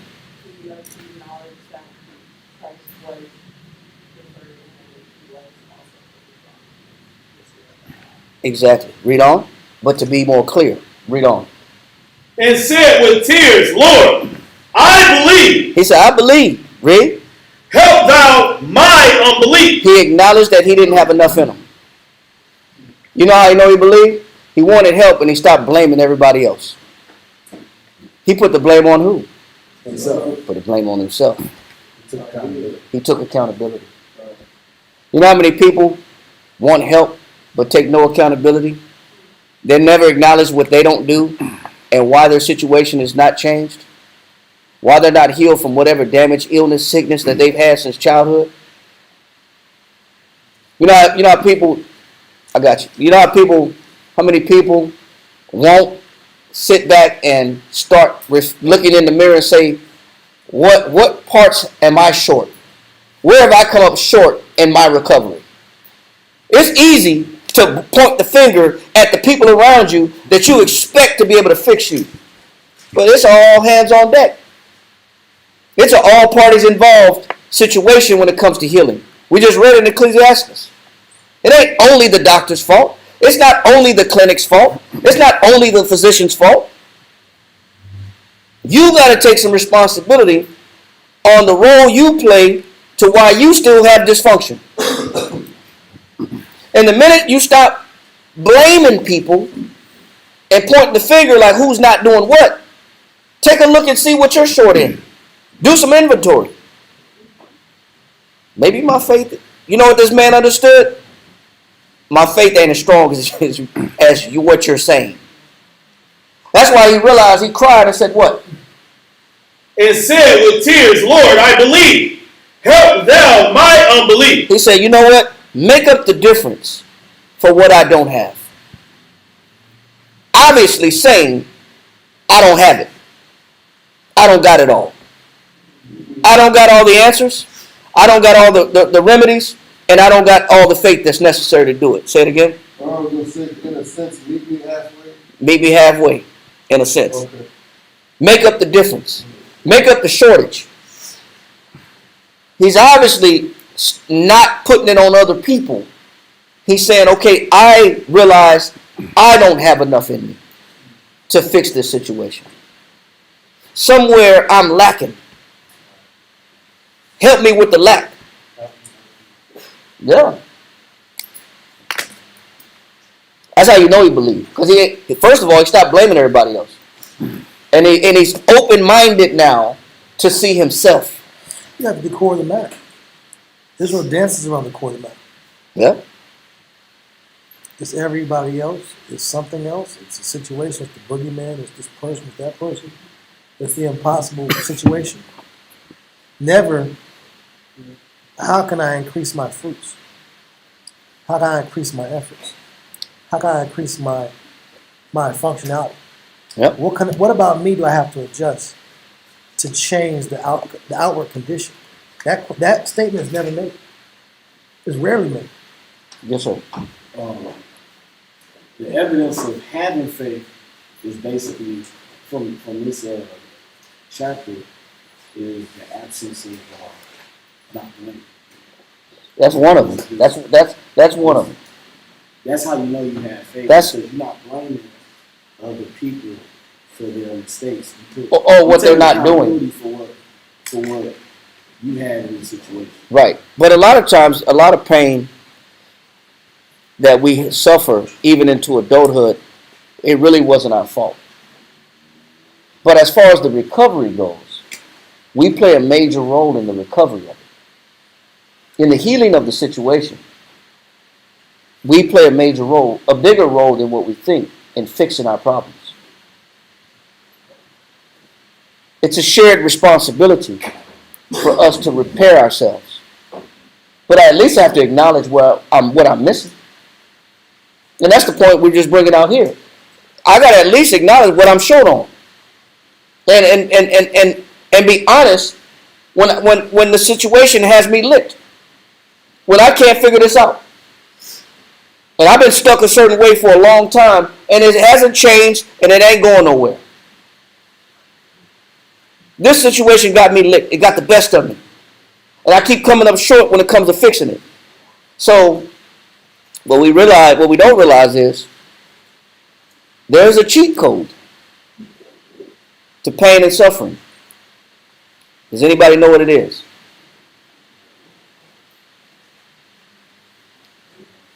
Yes, sir. Okay, allow your spirit to be purged by the Most High. Anybody else? What you, don't jump the gun, man. Don't jump the gun. Come on, bro. Come on, man. Don't jump. Don't. We gonna get there, bro. We gonna get there. No, then we ain't gonna take your answer there. We gonna get there. There's a cheat code to pain and suffering. Guard. There's a cheat code to pain and suffering. Anybody know what it is? Go to Psalms 107.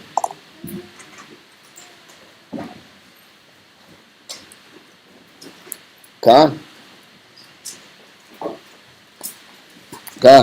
says gratitude. That's one of them.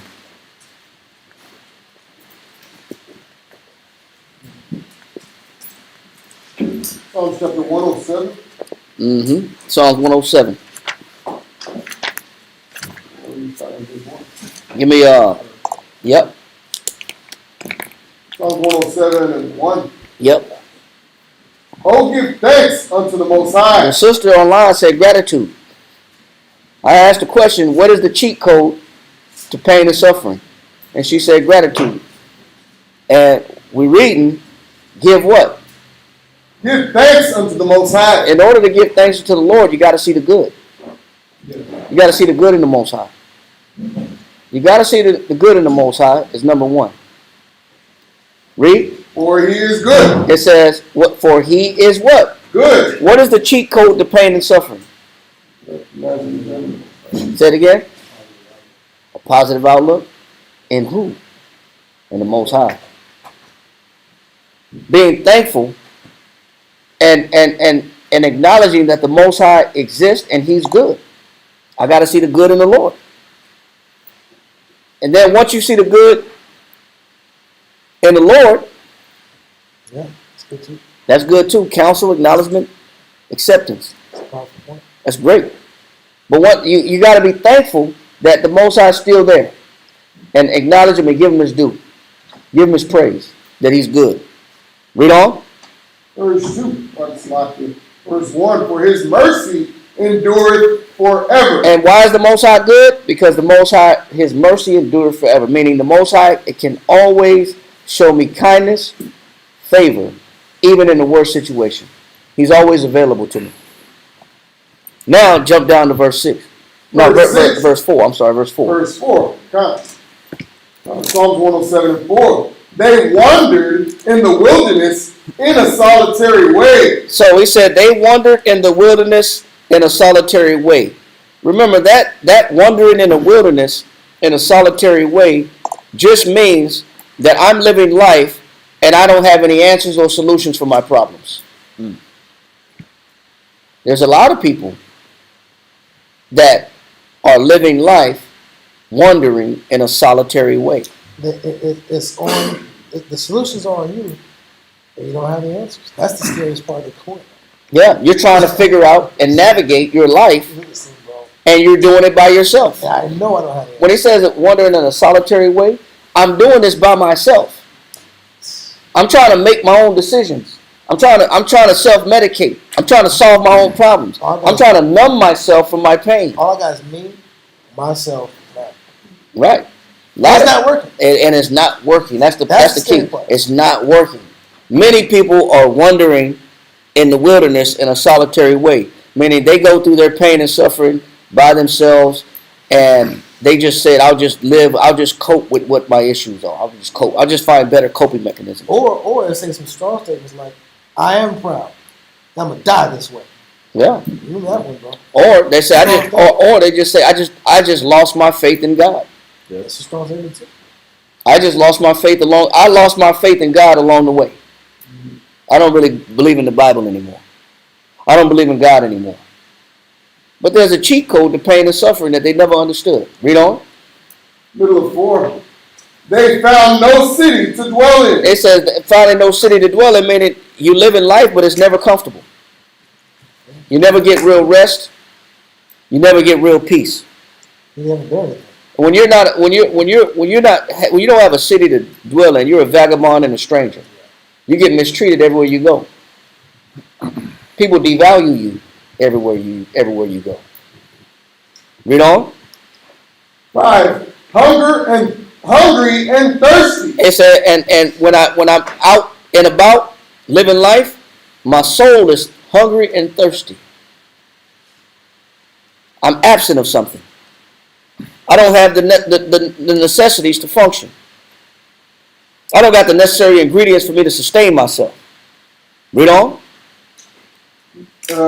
Their soul fainted in them. It says their soul did what? Fainted in them. Their soul fainted in them. So what do you do when your soul faints? What do you do when you don't have any answers? What do you do when you've been carrying pain and suffering for a long time? You might want to go back to that Mark chapter 9. But read on in Psalms. Read on. God, verse 6. Then they cried unto the Most High. You know the cheat code to pain and suffering? You got to cry to the Lord. People that say, I'm going to die this way, like that way I mentioned, they don't reach out to who? The Most High. They don't reach out to the Most High.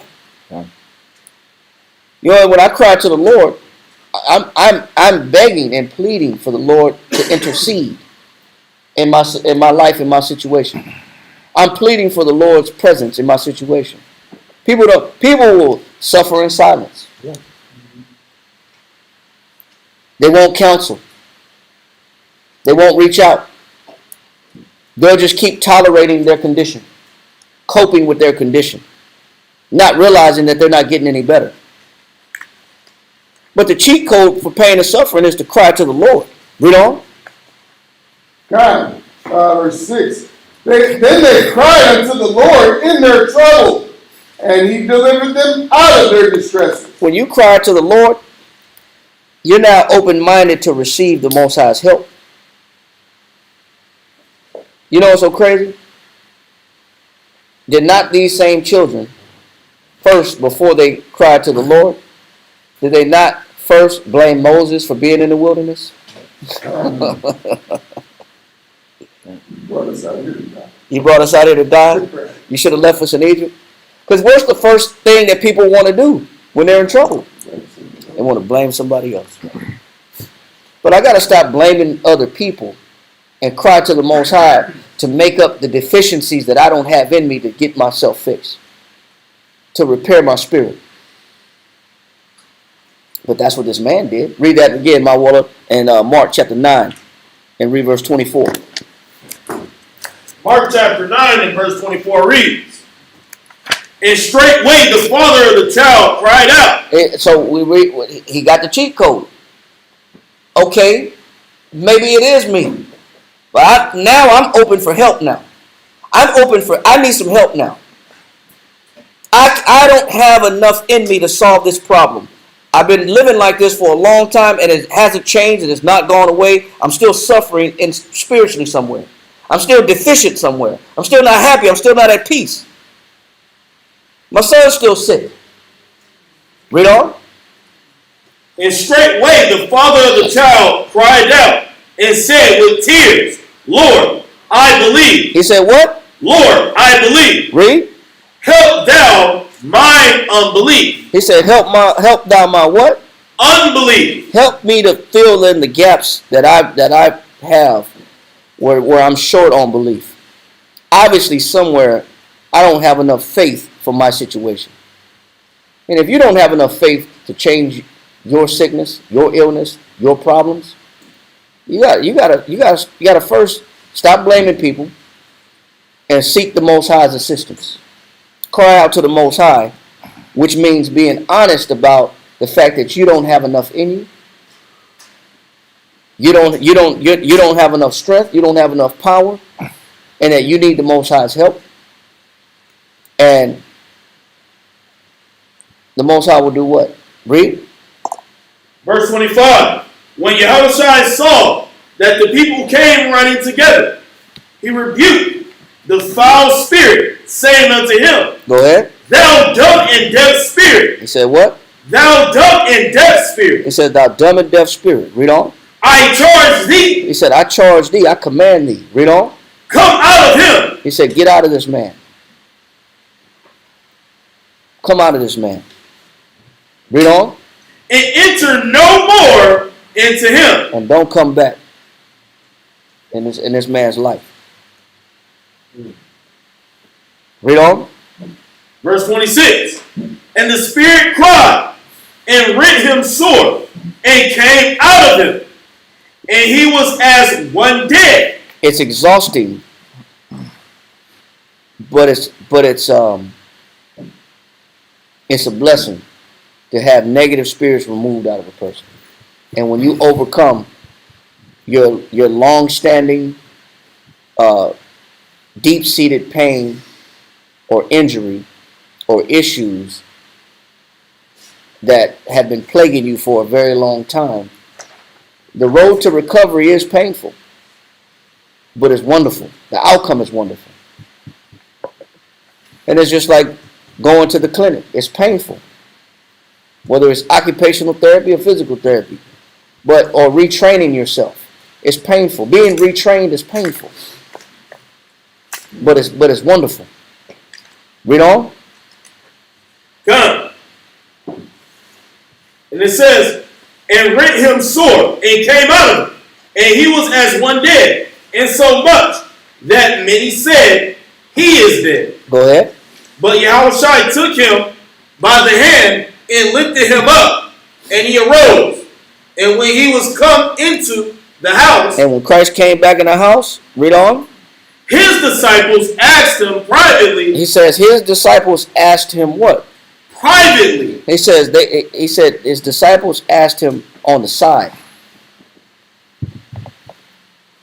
What? Why? Read on. Why could not we cast him out? He says, why couldn't we do it? Why in this particular situation we couldn't heal that young man? We couldn't pull that spirit off. What did Christ say? Verse 29. And he said unto them, this kind can come forth by nothing. He says, this kind is stronger than others. Meaning there's different kinds of illnesses. There's different kinds of diseases. That all diseases, some are mild, some are traumatic, some are deep-seated, some are long-standing. Some take more work than others. Some things to overcome aren't as easy as just, I'm going to just read the Bible, it's going to fix my problems. So some problems, in order to fix them, especially if they've been with you for a while, takes a lot more work. You got to put more effort in. And if you haven't seen any changes, then that means you got to go in again. You got to go back in to do more work. There's another layer you have to go to. Yeah. A lot of us, Esau is good with this when it comes to getting minerals. Esau will go in the ground, seek the mineral, and the minerals, he's like, I'm not getting enough oil. And what will he do? He'll start side drilling. He'll start drilling sideways at it. Then he'll start putting dynamite in the ground and blowing the ground up to stimulate the earth so more oil can come to the surface. He knows it's there, like faith, like you said earlier. Yeah. I know it's there. I know faith is real. So let me keep digging and keep believing and keep trying different angles to make sure to I get the proper outcome. Esau will do that with physicality. Mm-hmm. Esau will sit here and keep digging and keep examining satellites and keep looking at other angles to find the fat of the earth, the oil, because he believes it's there. He knows it's there. But we don't do it because of the spirit. We don't do the extras. All spirits require a tougher, depending on what it is, a tougher effort, a stronger effort. Yeah. It's not as easy. So you gotta, what he's showing his disciples is what? Read on. Come. Verse 29, he said unto them, this kind can come forth by nothing, but by prayer and fasting. He says that means you got to do more. You got to go harder. If you haven't seen a change in your life, if you have spirits that have been lingering on you and lingering with your family and the people you love, that means you got to do more. You got to do more. There's more activity involved. There's more commitment involved. Everything's not going to be changed like this that easy. I mean, sometimes you got to dive all the way into it, into what the Most High wants you to do. Until that spirit is no longer has an effect or power over you. It takes more work, man. Yeah. Some things take more work to break. And that's all Christ is telling his disciples. You got to go in harder on this situation. And the scripture says, wisdom's a deep well. Who should draw it out? Who should draw it out? So that's exactly what it is. So sometimes it takes more work. A lot of times, depending on what it is that you're dealing with. More belief. More petitioning to the Lord. He said this kind don't come out by forth, but what? But by prayer and fasting. It says more sacrifice, man. In order to break this one, you got to double up. You got to triple up. Yeah. You got to triple up the effort. There is, Christ didn't say it, oh, for this kind, there's nothing you can do about it. Yeah. For these type of spirits, you can't do nothing you can do about these. Lost cause. Yeah, these spirits are these are lost cause. These are too extreme. No, he didn't say that. He said it means you got to go harder. You got to go harder in petitioning for the Most High's help. And with that, we're going to say shalom. We're going to say shalom. Now, this is only part 3. There's another part.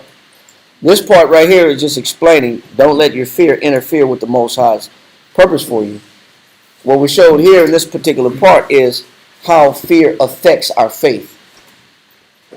But there's other aspects of fear that can interfere with blessings. And we'll get on, and we're going to go to how to fix, if you are overcome with fear, how to repair that. There's still one more class after this one.